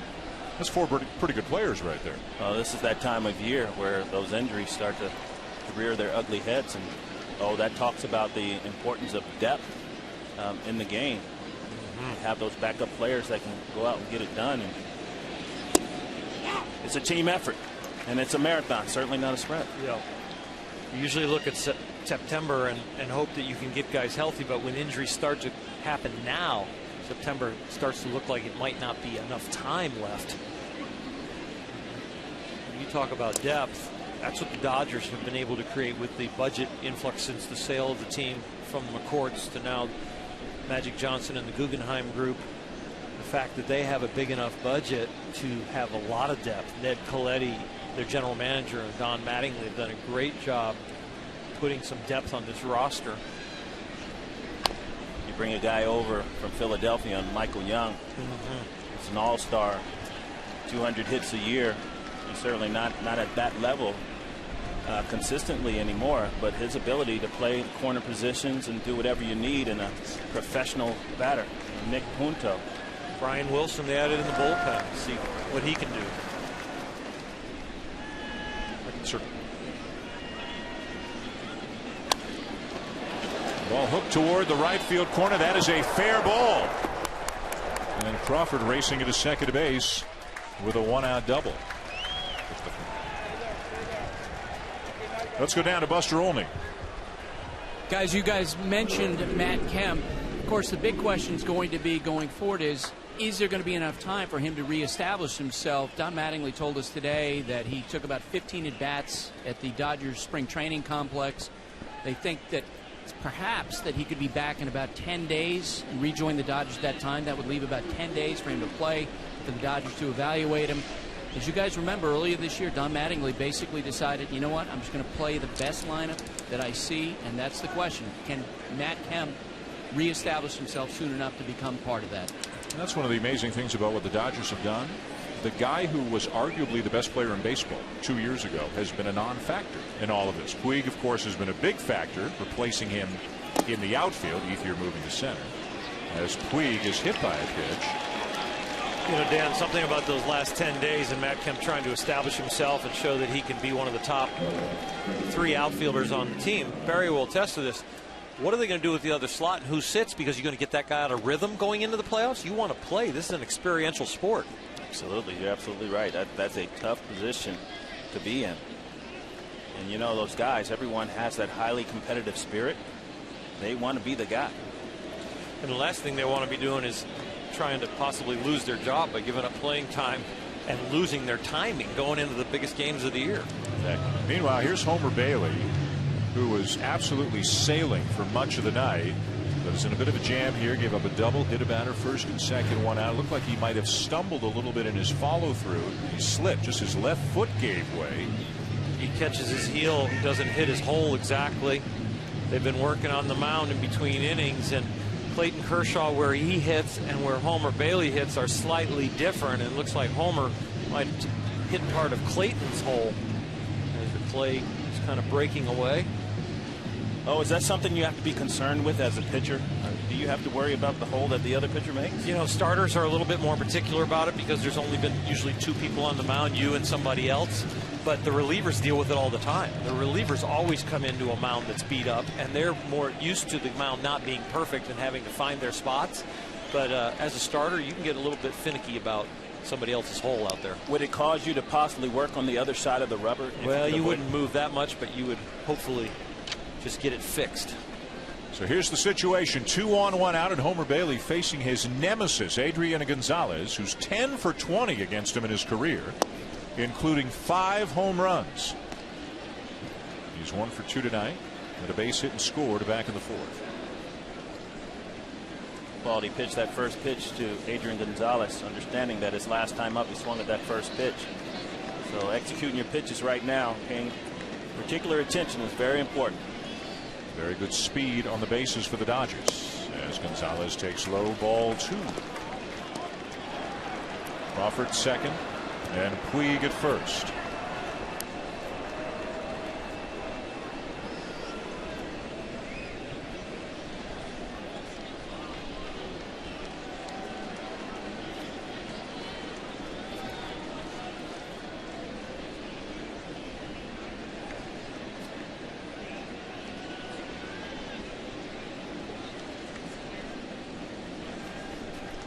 We can get an overview of how the defense is playing. Got a modified shift in a double play situation. Basically, a shortstop behind second base. And it just might be a double play. And it is.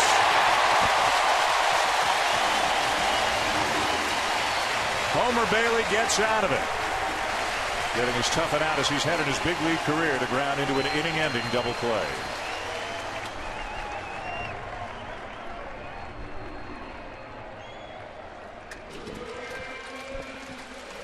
Welcome back to Sunday Night Baseball, presented by Taco Bell. Bottom of the 6th inning here in Cincinnati.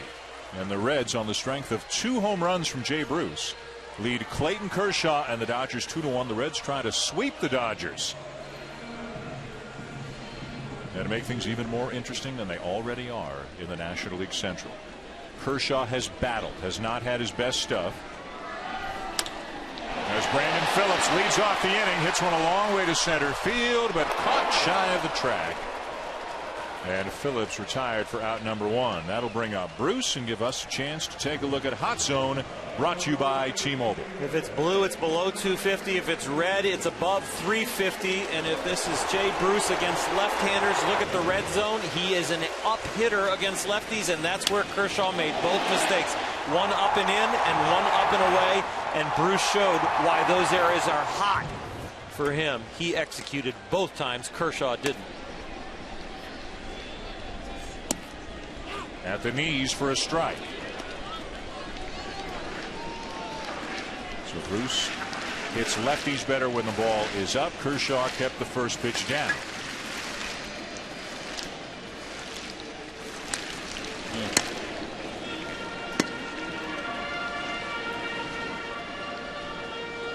This is an ego at bat for Kershaw. For Bruce, he's already accomplished what he wants. He wants more, of course.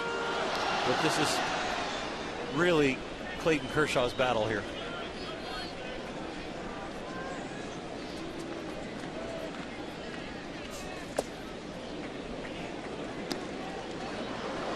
See the way Kershaw snaps his glove with the return throws sometimes, how unhappy he is with himself when he doesn't execute a pitch the way he wants to.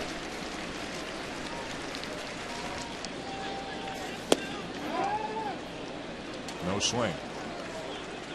And that's the difference between Clayton Kershaw when he's on fire and Clayton Kershaw tonight. Still, he's in the ball game, giving his team a chance to win, but he just has not been able to finish the hitters as he's been able to earlier throughout the season in his career. Well, K-zone lit it up as a strike, but it was borderline low, and he didn't get the call. But the thing about Clayton Kershaw, he's given up 2 runs tonight. If the Dodgers got him 7 at a 7-2, you'd see the same grind, the same competitiveness. This is what makes him great. And this time he wins the battle against Bruce.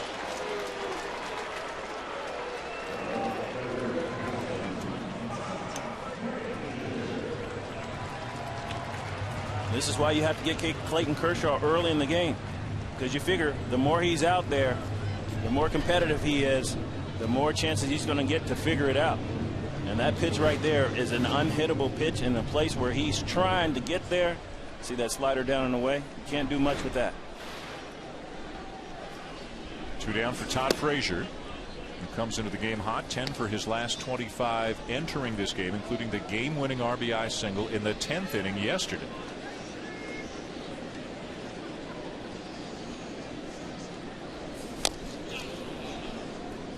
This game really is Bruce 2, Dodgers 1, because the Dodgers gotten 4 hits. Cincinnati's only gotten 3, and Bruce got 2 of them, 2 bombs. So Clayton Kershaw has struggled. But that guy Adrian Gonzalez has gotten a hit, and Hanley Ramirez drove him in, and Bruce has drove himself in twice, and that's the difference in the game.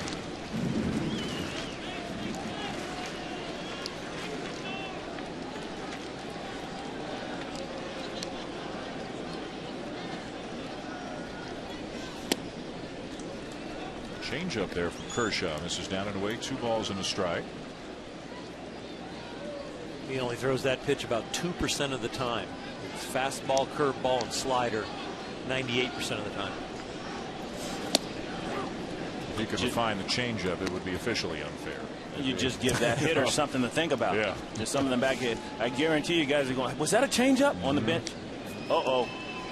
He's throwing a changeup now. He's I'm got a worry new about toy. That. That's right. And a grounder to second.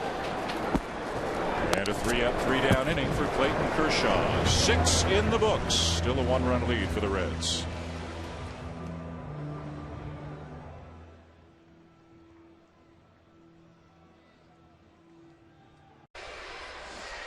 ESPN Sunday Night Baseball, presented by Taco Bell, is brought to you by iShares by BlackRock. Visit iShares.com to learn more.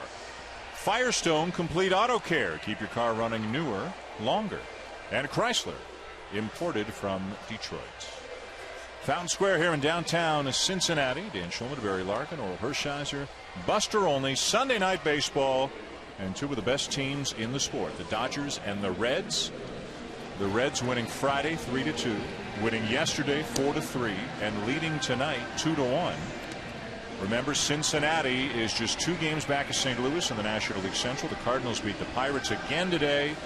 If Cincinnati wins tonight, they'll move into a tie with the Pirates for second in the National League Central. These 3 teams figure to battle right down to the wire to see who finishes on top and which 2 wind up in the 1-game wild card playoff. 4, 5, and 6. Hanley Ramirez, Juan Uribe, and Andre Ethier against Homer Bailey here in the 7th. Ramirez with an RBI double back in the 4th, scoring the only Dodger run of the night.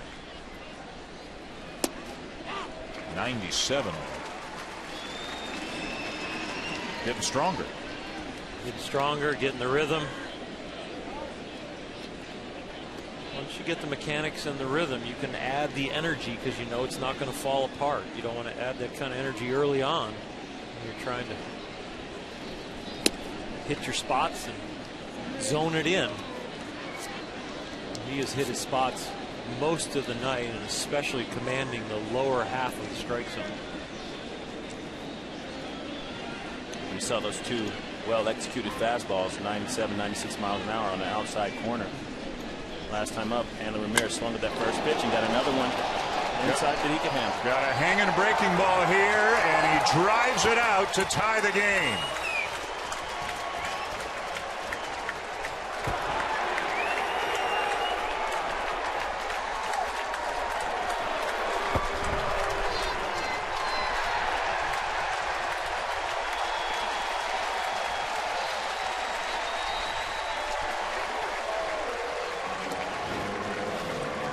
Called a cripple pitch right here. You're looking for one pitch in particular. That's that hanging breaking ball out over the plate.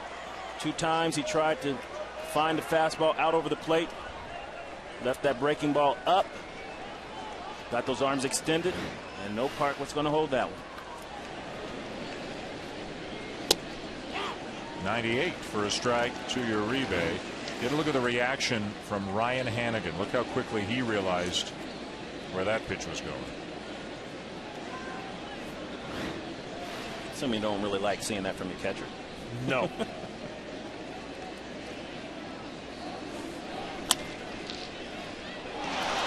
Right through the wickets on Frazier. And Uribe is aboard on the air. Here's a test for Homer Bailey's maturity and a test for playoff baseball to come in Cincinnati. Give up a home run overthrowing a slider to a guy who got an RBI double off you, and now you get an error from a guy behind you, and now it's your turn to pick up your teammate. They don't hang your head when you give up the home run. You don't hang your head on the mound when they make an error behind you. Homer Bailey needs to be mentally disciplined right now to continue to remember the rhythm he's had most of the night and execute some pitches to keep Cincinnati tight in this game. Here's Ethier. Has struck out both times tonight, and as you can see, has never had a base hit against Bailey.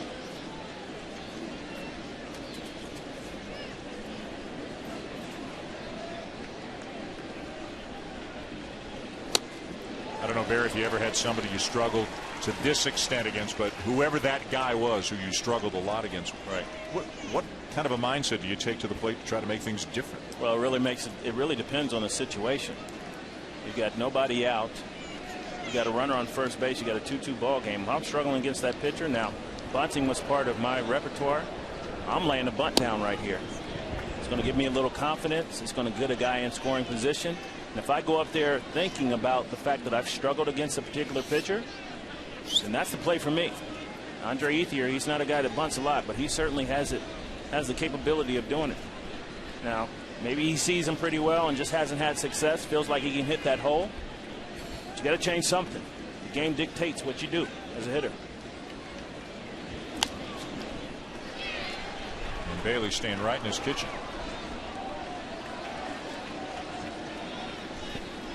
If that had been a ball, I would think maybe even Don Mattingly would get involved and put a hit and run on. But since Bailey threw a strike and they got it to 1-2, we're not in that kind of count. But it's also a place where managers get involved with their hitters to try and get them out of slumps against certain guys. Especially against a guy like Bailey, who is around the strike zone tonight. He's not effectively a wild. He is pounding the zone.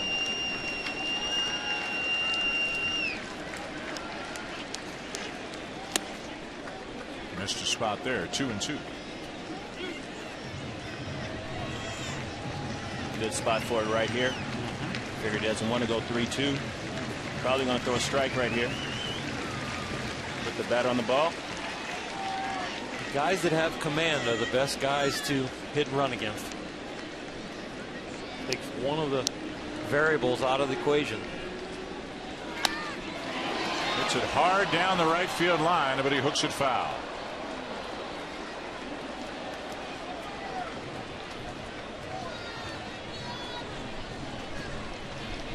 a fun weekend for the folks here in Cincinnati. The Grade 8 back in town, and the statue in honor of Hall of Famer Joe Morgan being unveiled yesterday. And now they're hoping their team can sweep the team that had been the hottest team in baseball coming in. The Reds looking to sweep the Dodgers and to make things even more congested and competitive in the National League Central. Jammed a bit, a lazy fly ball to center field. Chu is there, 1-1.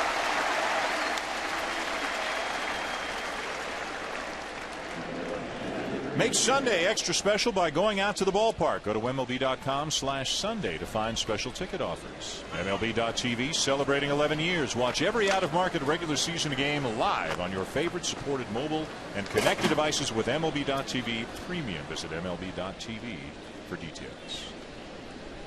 Here's A.J. Ellis, a strikeout and a base hit.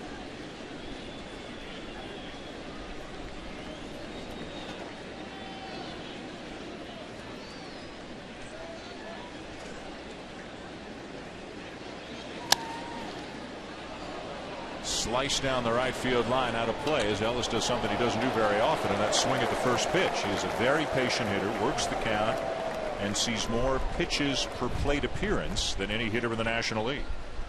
We'll go back to that scoring opportunity when Hanley Ramirez had Adrian Gonzalez on first base. First pitch was a fastball, and he swung and hit a double in the gap. Those are the type of things you talk about. You might not feel comfortable, but that might be the best pitch that you get a chance to hit.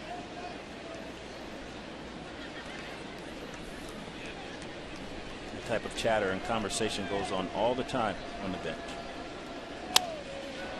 Base hit into right field. And up to second goes Uribe.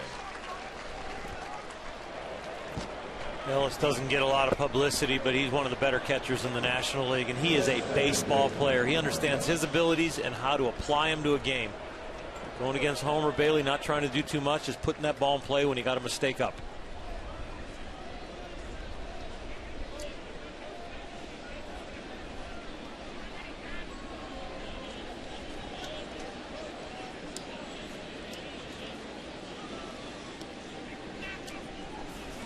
Conversation between Hanigan and Bailey. First and second, one out. Clayton Kershaw may not mean anything, but is up the stairs.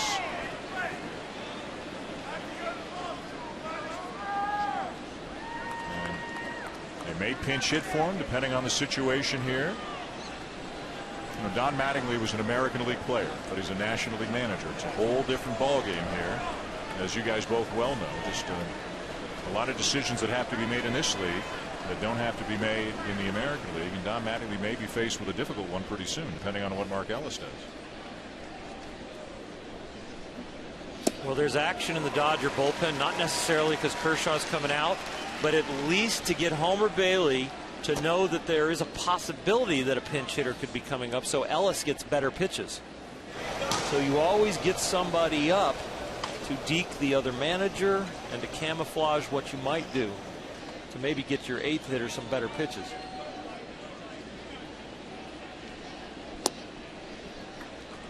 They know the pinch hitter might come up for Kershaw. Ellis gets better pitches because the pinch hitters on the Dodgers bench might be better than Ellis. Alfredo Simon, the right-hander, Manny Parra, the left-hander, up in the Reds pen. It's been 3 games just like this on the weekend. Low scoring, close throughout. A fly ball to right field carries Bruce back. 2 down. Uribe will bluff and then get back to the bag.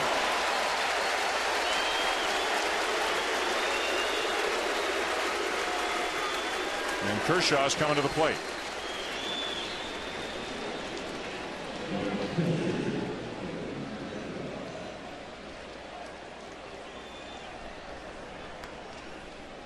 Talk about Clayton Kershaw being one of the best pitchers in the league and a big game pitcher and a guy that can finish games. Many times you see this situation where the manager feels like, okay, you've given me 6 innings and you've pitched well.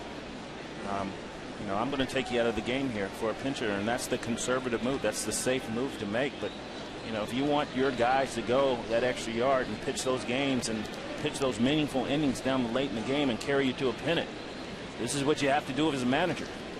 This is totally out of respect. Go out there, compete with the bat, and continue to find it on the mound. Pretty good hitting pitcher as well. He's 0 for 2 tonight, but he does lead all pitchers with 10 RBIs on the season. Hit a home run on opening day, so he is dangerous. And you see with the Dodger pen quiet now that it was totally a deke to get Ellis some pitches. That this would be the reason Kershaw should be hit for now if they actually had somebody up in earnest.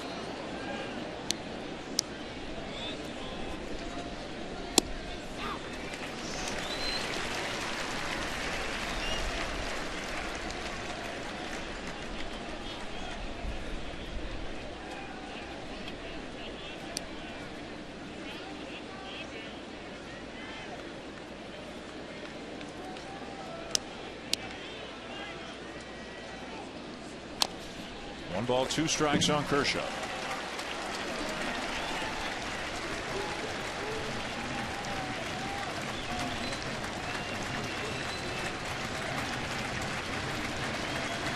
Look what I found. And he got a Jay Bruce t-shirt on as well. He's having a good night. Yes, he is. Go say thank you, son.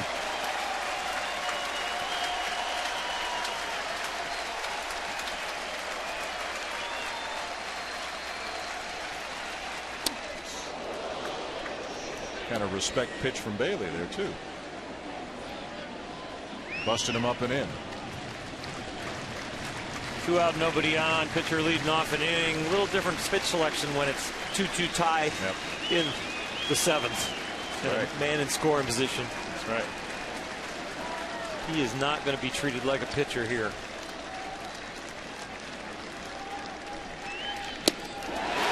Yes, he did. Number 9 for Homer Bailey, but earlier this inning, Hanley Ramirez got a hold of a hanging breaking ball and delivered it into the seats and left. 7th inning stretch, tie game.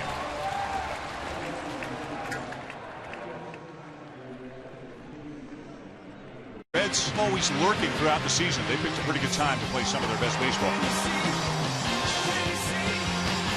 Hits it a touch for home run number 20. 6 consecutive strikeouts.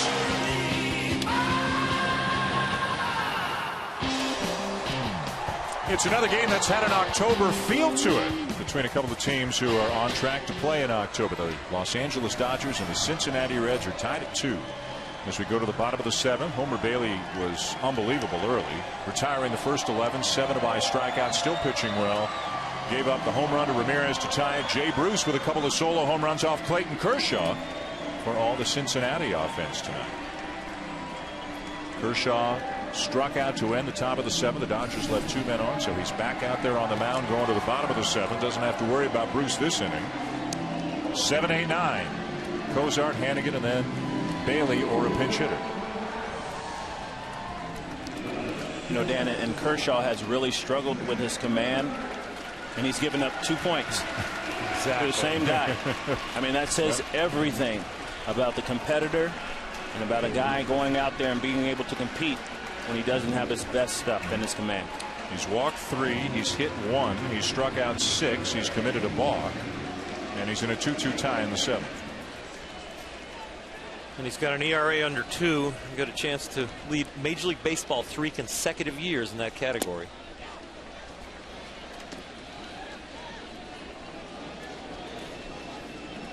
Here's Zach Cozart, who was 0 for 2 tonight. Shortstop comes in on a 12-game hitting streak. Check swing foul off, 0-2.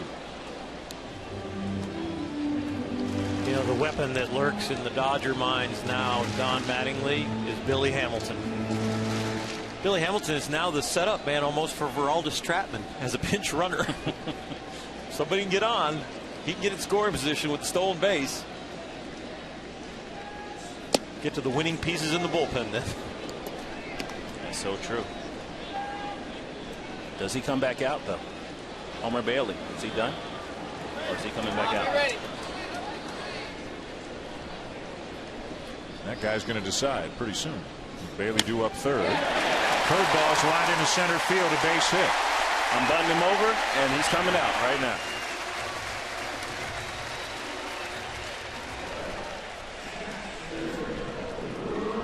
It's not Hamilton time yet. Maybe with Kershaw on the mound still, lefty. Like I said, I'm already thinking. I'm butting this guy over. Runner in scoring position. Yep. Take my chances. Ryan Hanigan.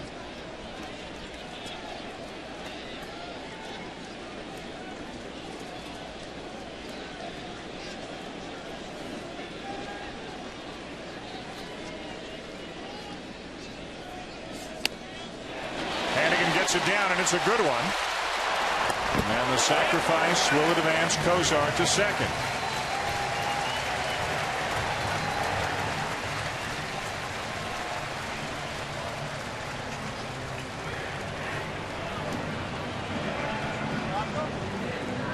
Oh, the wheels are turning right now. What's Dusty Baker going to do?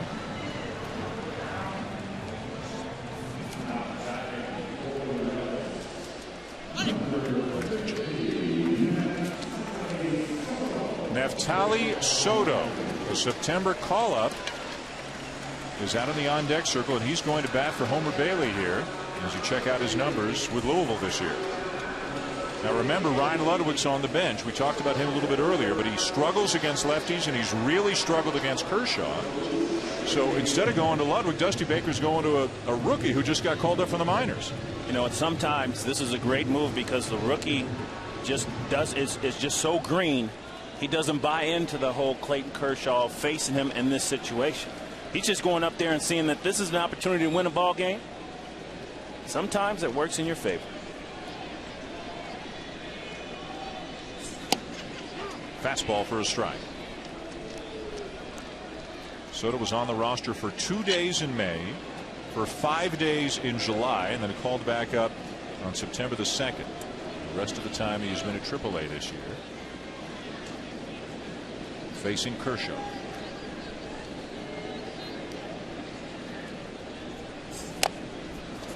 Oh, and 2. I don't think the Dodgers don't have a scouting report on him. He's got big time pop, but it doesn't. They don't want him to extend his arms. See his arms hang down way below his waist, so he's got some big arms, but you don't let him get them extended. Kershaw's been pounding him in there. I wouldn't be surprised if they come right back up in there.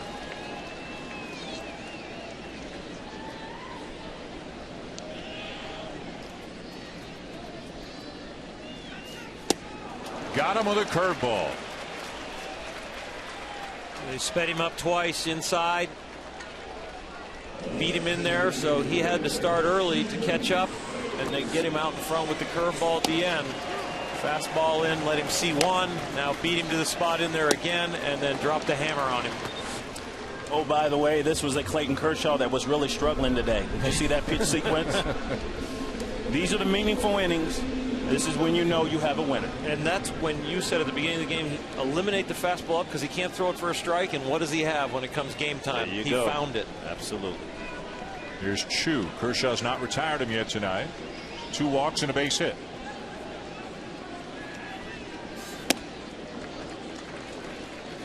This is where he's got 2 hitters to get 1 out. That's Clayton Kershaw. First base open. No matter what the count is, Chu should still get a pitcher's pitch with first base open.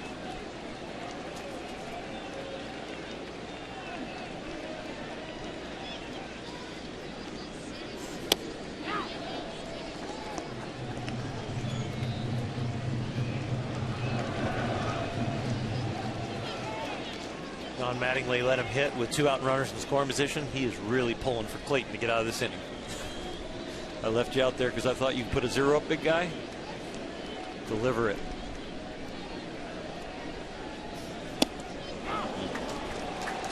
Chu thought about it. He had plenty of time on that curveball. Took it and took a strike.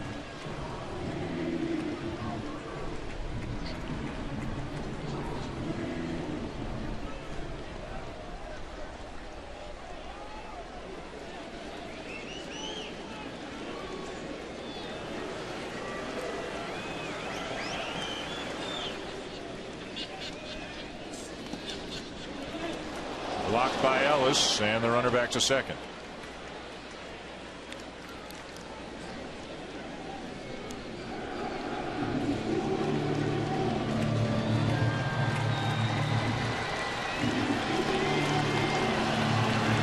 constant conversations.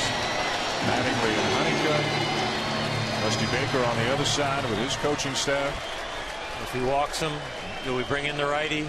If we bring in the righty, is he going to pinch hit for Heisey? I think Kershaw throws a low fastball right here away, and he possibly locks him up. And he hit him. Threw a breaking ball. Wow. Chu hit for the 24th time this season, and that'll put 2 men on for Heisey.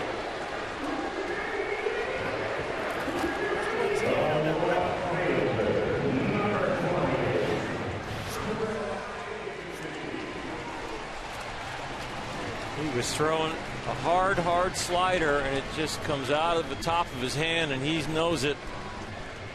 He's found it tonight, but it hasn't been there every pitch.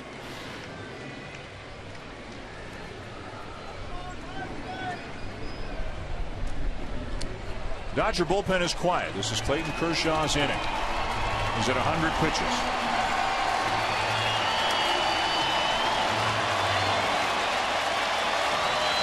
$34,000 and change here at Great American Ballpark, hoping their Reds can sweep them.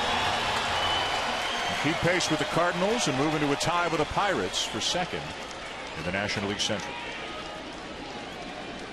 Cardinals winning 9-2 over Pittsburgh earlier today. They swept the Pirates, and now Rick Honeycutt's going to get somebody up in the bullpen. Kershaw earned the 2-out at bat with runners in scoring position last inning, and he has earned the attempt of getting Heisey out here.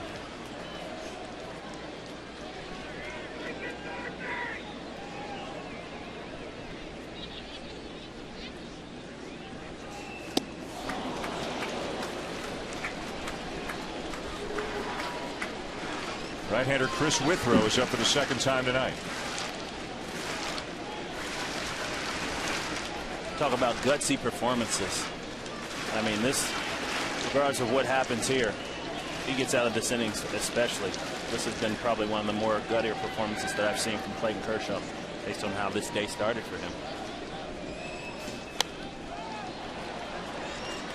He couldn't throw the curveball for strikes early. He's found the curveball for a strike.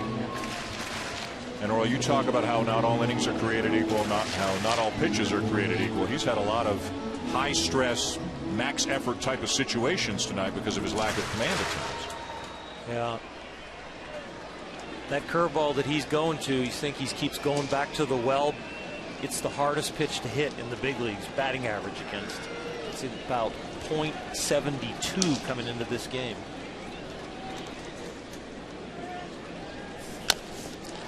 Chopper to short, charged by Ramirez, inning over.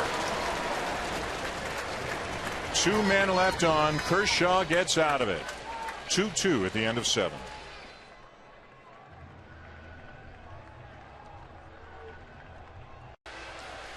ESPN Sunday Night Baseball is presented by Taco Bell. Sometimes you gotta live Mas. And in part by Bayer Advanced Aspirin, the official pain reliever of MLB. Try targeted relief with the power of Bayer Advanced Aspirin. And Lowe's. Lowe's, never stop improving.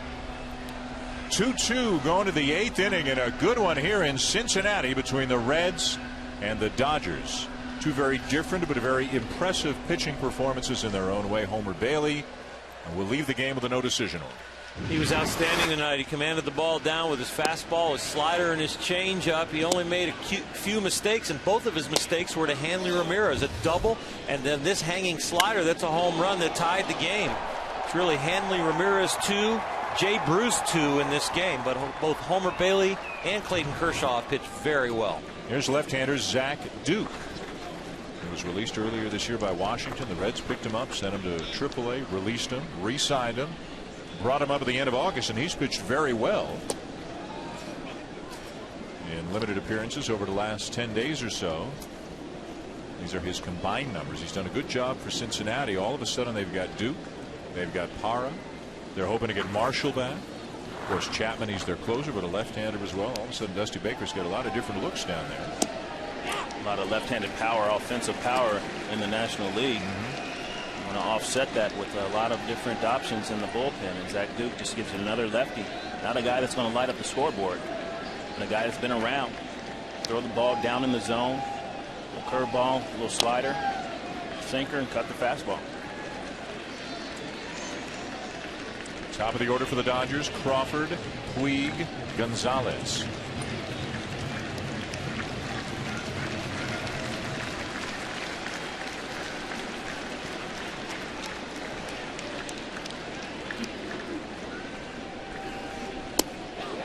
And he got it. Crawford, thinking it was low, throws on a pitch at the knees. Little drop down breaking ball from Zach Duke, and boy, this kept bending and bending and bending, and Crawford didn't think that it got there, but it made it back. And not only made it back, it was high enough. Nice job. That's all for Duke. Dusty Baker's made the move. He's got the right-hander J.J. Hoover warming up. Yasiel Puig due to hit for the Dodgers, and we'll step aside in a 2-2 tie here in the 8th.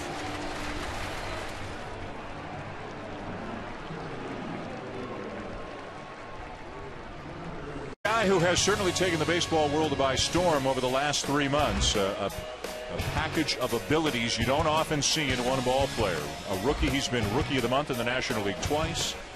He's been Player of the Month in the National League once this year. And his hitting coach Mark McGuire says he can pretty much do anything he wants to with the bat. He's got the power, he's got the arm, he's got the speed, he's got the energy. And here he comes right now to face J.J. Hoover in a tie game here in the 8th inning. Puig tonight 0 for 2, also hit by a pitch. Hoover got the win for Cincinnati yesterday. Don't know if he's going to win Rookie of the Year. Again, he didn't come up until early June, and there are some very, very good candidates, including Jose Fernandez, the young fireballer with the Miami Marlins. But Puig will certainly be in the running as Hoover makes his 60th appearance of the season. The question is, does Yasiel Puig have the discipline? And I think that any major league player that has all that potential kind of puts it together by being disciplined, harnessing all that unbridled ability. The question we were talking to his manager, Mattingly, earlier. So you don't just mean plate discipline, you mean life discipline. Just in every single facet. That's right. Yeah. I mean, you prepare for the game. You don't just show up and go. You got to prepare for it. You got to live it. You got to think it in order to be the best in the game.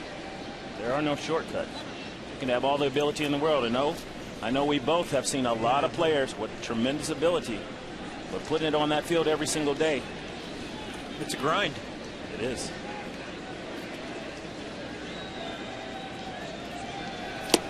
Big swing and a miss, 2-1. Don Mattingly said he will be the same player he is in 2 years, or he will be a much better player than he is right now.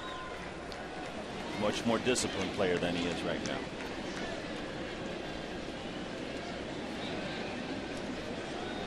I asked Don about his ability to communicate with Yasiel Puig, his ability to speak Spanish, and he told me he can't. He said, yet. He's going to make the point to learn to be able to communicate with his players. And you asked him an interesting question, I thought. You asked him if Puig knows how good a player Don Mattingly was. Yes. He didn't really answer that like, yes. Those guys talk. As if Puig would respect him more because... Absolutely, because he's done it. Yeah. Absolutely.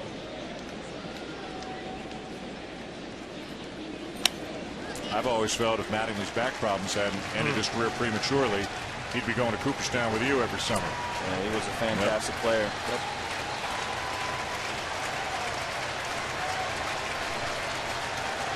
Kirk Gibson, one of 2 managers to win the MVP. We were talking earlier about Yasiel Puig, and talking about guys said that like when he runs down the base paths, they can hear him coming like a freight train. Well, I had the unfortunate opportunity to turn a double play when Kirk Gibson was running in the second base. Pretty much the same way. Yeah. Big guy, heard him coming, get out of the way. Tie game, 8th inning, full count. Puig facing Hoover, Gonzalez on deck. Nice enthusiastic crowd here in Cincinnati tonight in the battle of 2 contenders in the National League.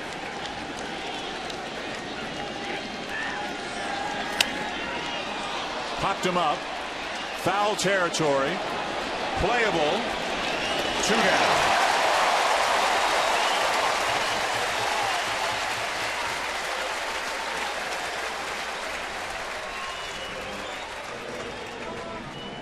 So this was interesting. Dusty Baker had a decision as we get another look at the pop-up. He could have left the lefty Duke to face Puig and then had the lefty to face Gonzalez, or brought in the righty to face Puig and then had to leave the righty to face Gonzalez. And he chose to put Puig at the disadvantage more than Gonzalez, really.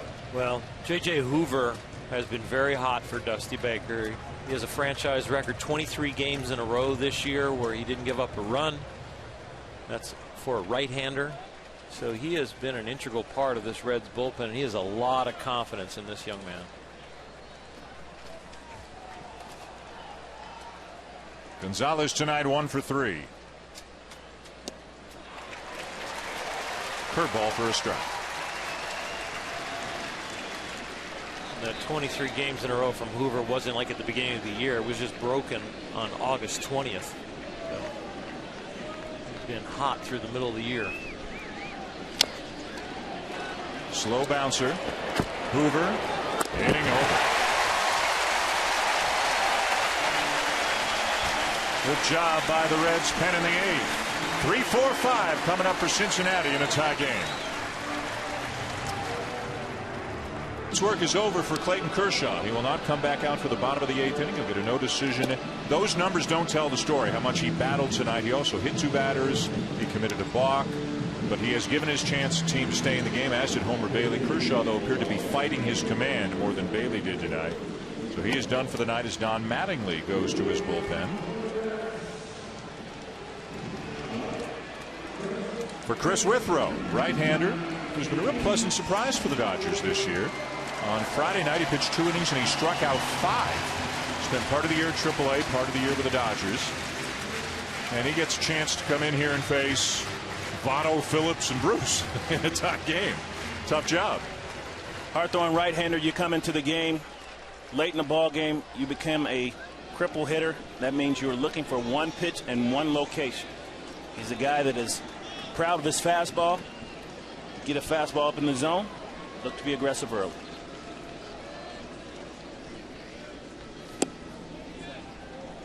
A little down and in for ball 1. Votto was 4 for 4 with 5 walks in the first 2 games of this series. 0 for 3 tonight.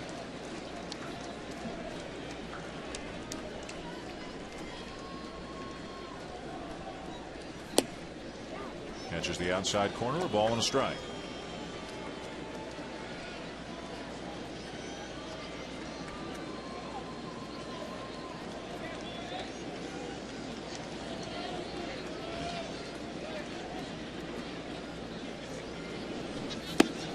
Way upstairs for ball 2. Dusty Baker's got his bullpen active again. Aroldis Chapman, the hardest thrower in baseball.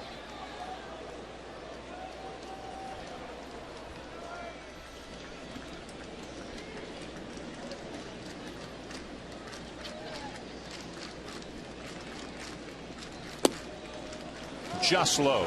3 balls and a strike. The walk and being a little erratic, something that Withrow can do an awful lot. And it's the one thing the Dodgers worry about. And with a guy like Votto up there with a great eye, I wouldn't be surprised if he takes this and forces the 3-2 count if he can make him throw a strike.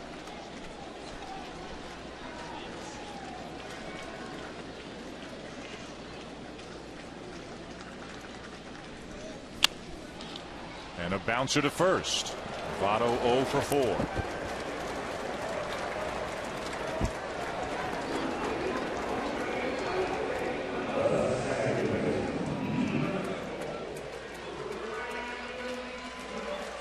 Now Brandon Phillips. You see Juan Uribe go to the mound. Make sure you tell Withrow about this guy. Listen, this is a guy that wants to jump on that #1 heater. He's an RBI producer. The best breaking ball hitter is a guy that doesn't miss the fastball. So looking for that fastball early in the count and let it fly.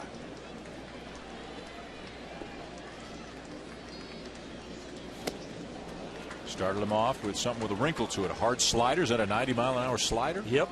That's what he threw Votto, too, in the 3-1 count. You saw a 90 pop up there. Don't be fooled. This 96 is the fastball. That's that veteran presence at third base. Juan Uribe. Partner in some knowledge right there.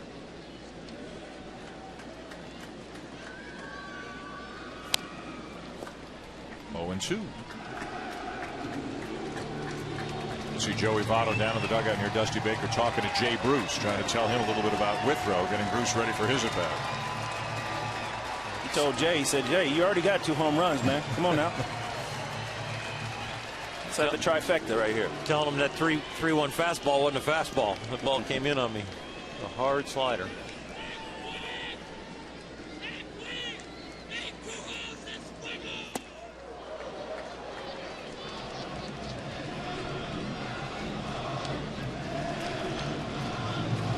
Chris Withrow, former #1 draft pick, was working as a starter down to the minors, has now come to the big league as a reliever. And again, has helped solidify. Doesn't generally pitch this late in games, although he's pitched so well. He's getting some bigger and bigger roles coming in here in a tie game in the 8th inning. And again, Don Mattingly's got the luxury of an 11.5 game lead. Phillips wouldn't chase.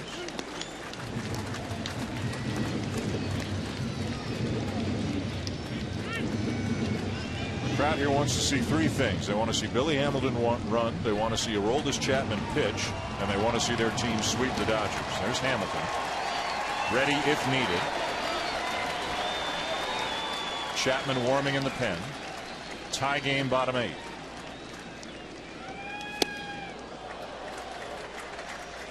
Don't let him get those arms extended, huh?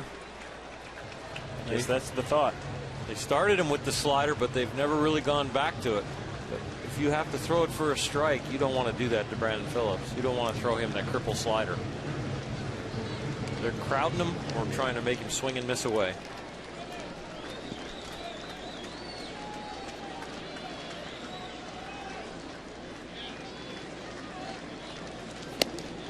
And he threw him one, actually left it up, but a very awkward looking swing from Phillips to strike out. Well, right there, you get a 90-mile-an-hour slider. You're thinking fastball. This young guy's going to throw me a fastball. Oh, he fooled me. Let's commit it to the fastball. He was not only committed to the fastball, I think he's committed to the fastball in, and that was an emergency hack. That was an oh no. That was you got me. That happens. Now the man of the night so far offensively for the Reds, Jay Bruce. He's got 2 solo home runs.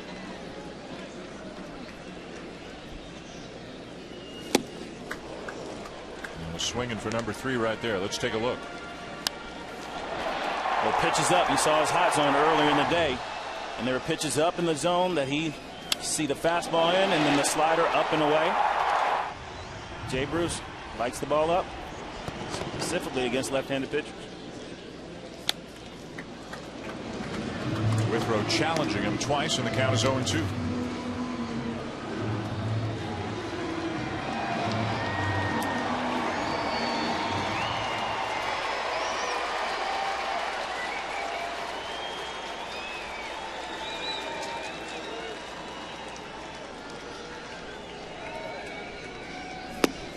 You can see Ellis wanted Withrow to elevate that fastball, but too high for Bruce to bite.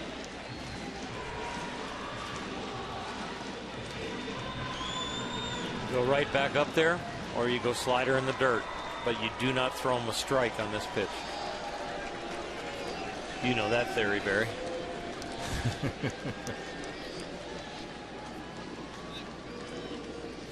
Went up there again, 2-2. Such a cat and mouse game.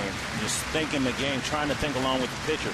The thing that you have to concern yourself with is overthinking. Much like what happened to Brandon Phillips right there. Thinking maybe fastball in, and he gets a slider, hanging slider out over the plate and can't pull the trigger. So you just want to think, anticipate, but see the ball and hit the ball. 3-2. Okay, O. What are you coming with here, buddy? I'm going to throw hard with 96. I'm going to make him beat me to the opposite field. I'm going to throw hard fastball low and away. If it happens to come up and away, I got a chance to still get a weak fly ball.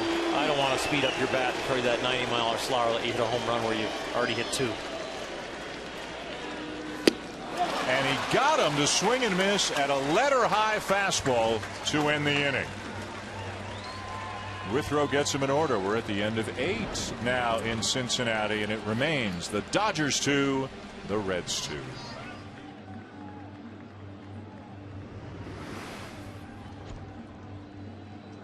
More Major League action comes your way this week on ESPN as the hunt for October continues. We've got a doubleheader on a Wednesday. The Red Sox and Rays at 7 Eastern, then the Diamondbacks and Dodgers at 10 Eastern. 1 week from tonight will be at Fenway Park as the Red Sox take on the Yankees. Well, excitement building here in Cincinnati because one of the guys they love to come see, Aroldis Chapman, and his 100+ mile-an-hour fastball into the game here in the top of the 9th in a 2-2 tie. At home, once you reach this part of the game and a tie, there are no more save situations. Dusty Baker actually worked Chapman 4 consecutive days earlier this week. Didn't seem to take away from his velocity at all. He was routinely up over 100 miles an hour, and there is nobody in baseball who has thrown more pitches with triple digits this year than the man you're looking at right now. Not only just triple digits, but well executed fastballs. Now, it's not just 100 miles an hour right down the middle, although swinging at 100 right down the middle is still difficult to hit. It's up and away, it's up and in. You can see nearly a quarter of his pitches this year have been 100 miles an hour or above. He's got 99 strikeouts this year. Kenley Jansen of the Dodgers is the only guy with more among relievers. He's got 100. And this should be fun right off the bat. Hanley Ramirez is up 2 for 3 tonight, a double and a homer, having a great year. And facing Chapman. And looking for a fastball. Just get your arms extended. Look for it up. Just extend your hands.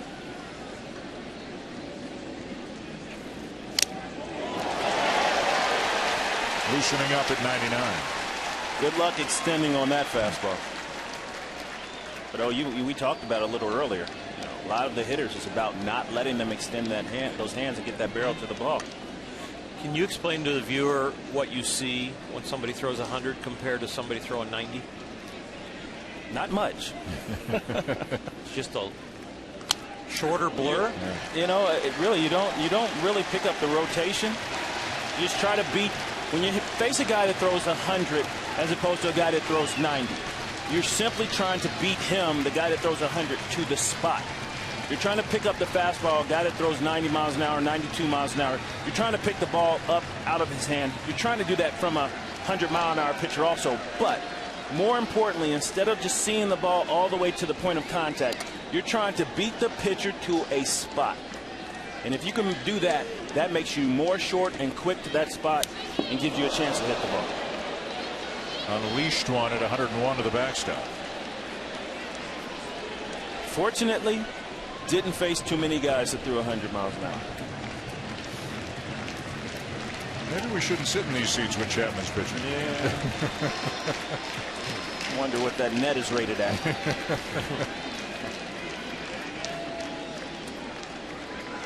Got it.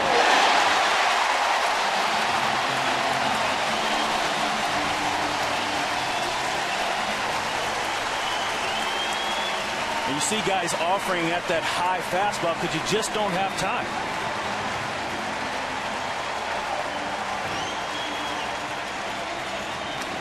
You can see him throwing up in the zone. There's 100 right down the middle. You know what he's trying to do. You're trying to beat him to that spot, but it's hard to catch up to that high fastball. And that's the one you think you can't catch up because it's closer to your eyes. I think physically that ball's closer to me so I can hit it. And that's not true. On your Uribe, swing and a miss.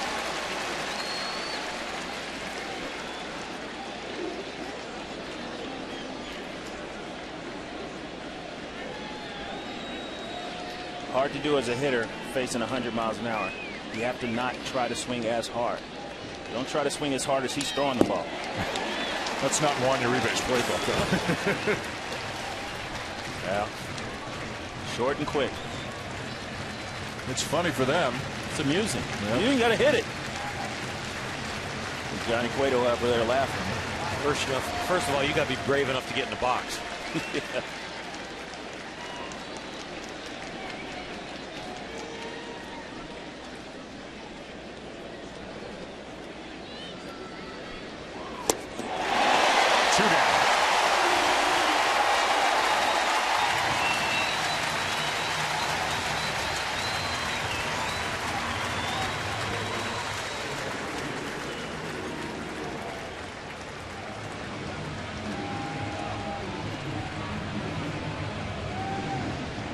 Now Andre Ethier.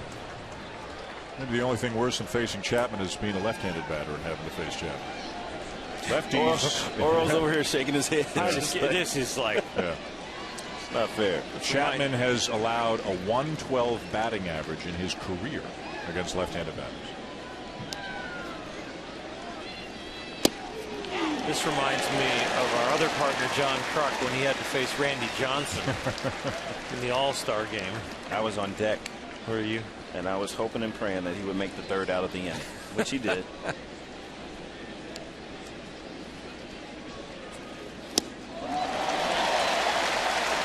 Yeah, not much to say.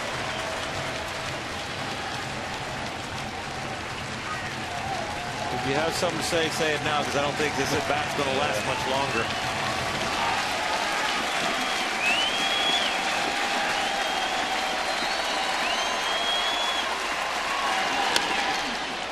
Down to third. Inning over. 3 up, 3 down to go the Dodgers, and we're going to the bottom of the ninth. Now here at Great American Ballpark, the Reds looking for a run to win it.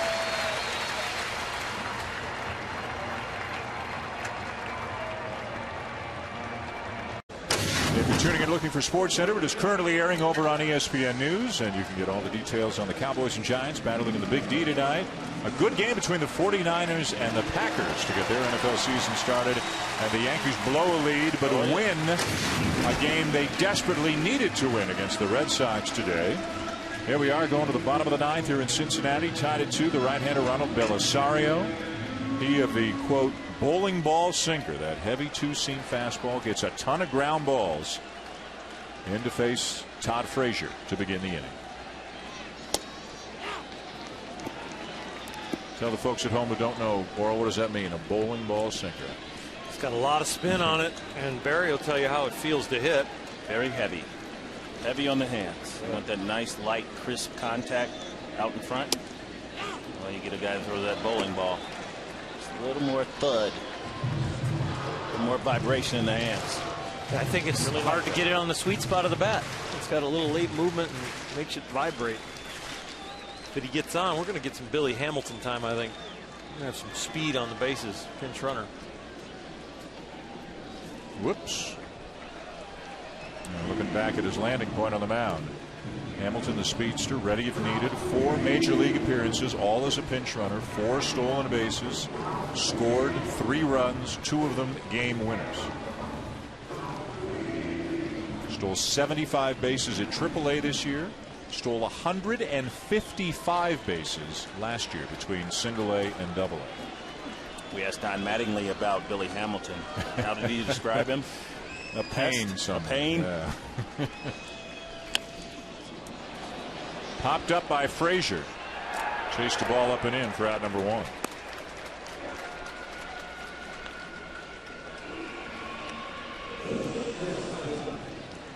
Now Cozart extended his hitting streak to a 13-gamer with a base hit his last time up.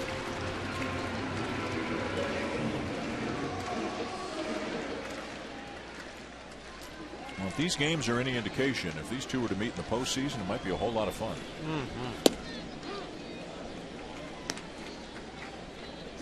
One-run wins for the Reds on Friday and yesterday.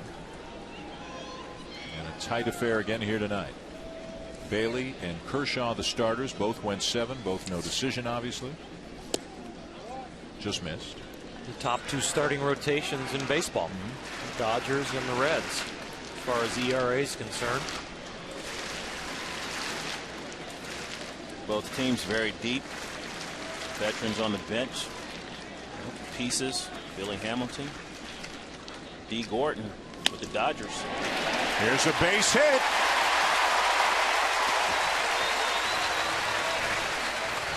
And will Dusty bring him in?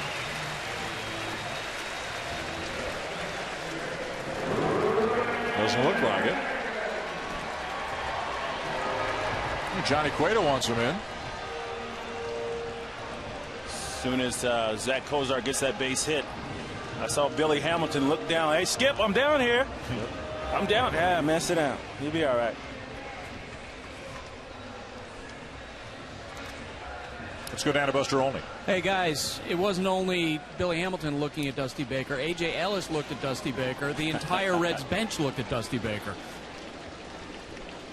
There's Ryan Hanigan with Xavier Paul out in the on-deck circle right now. The Reds looking to scratch across a run and win it here in the bottom of the ninth. There's a base hit down the left field line. This ball's hit hard, and it's going to the corner.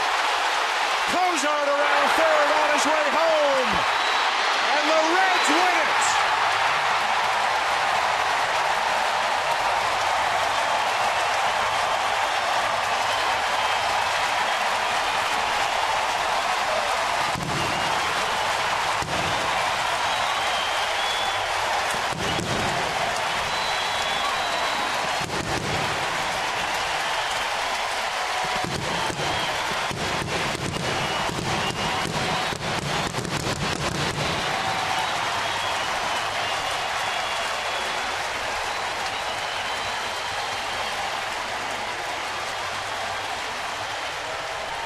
The Cincinnati Reds sweep the Los Angeles Dodgers, winning 3 consecutive one-run games. And Ryan Hanigan can't wipe the smile off his face, and who can blame him? A game-winning RBI double to score Zach Cozart in the bottom of the ninth. Cincinnati keeps pace with St. Louis. They move into a tie with Pittsburgh for second in the division, and the Dodgers have lost 4 in a row.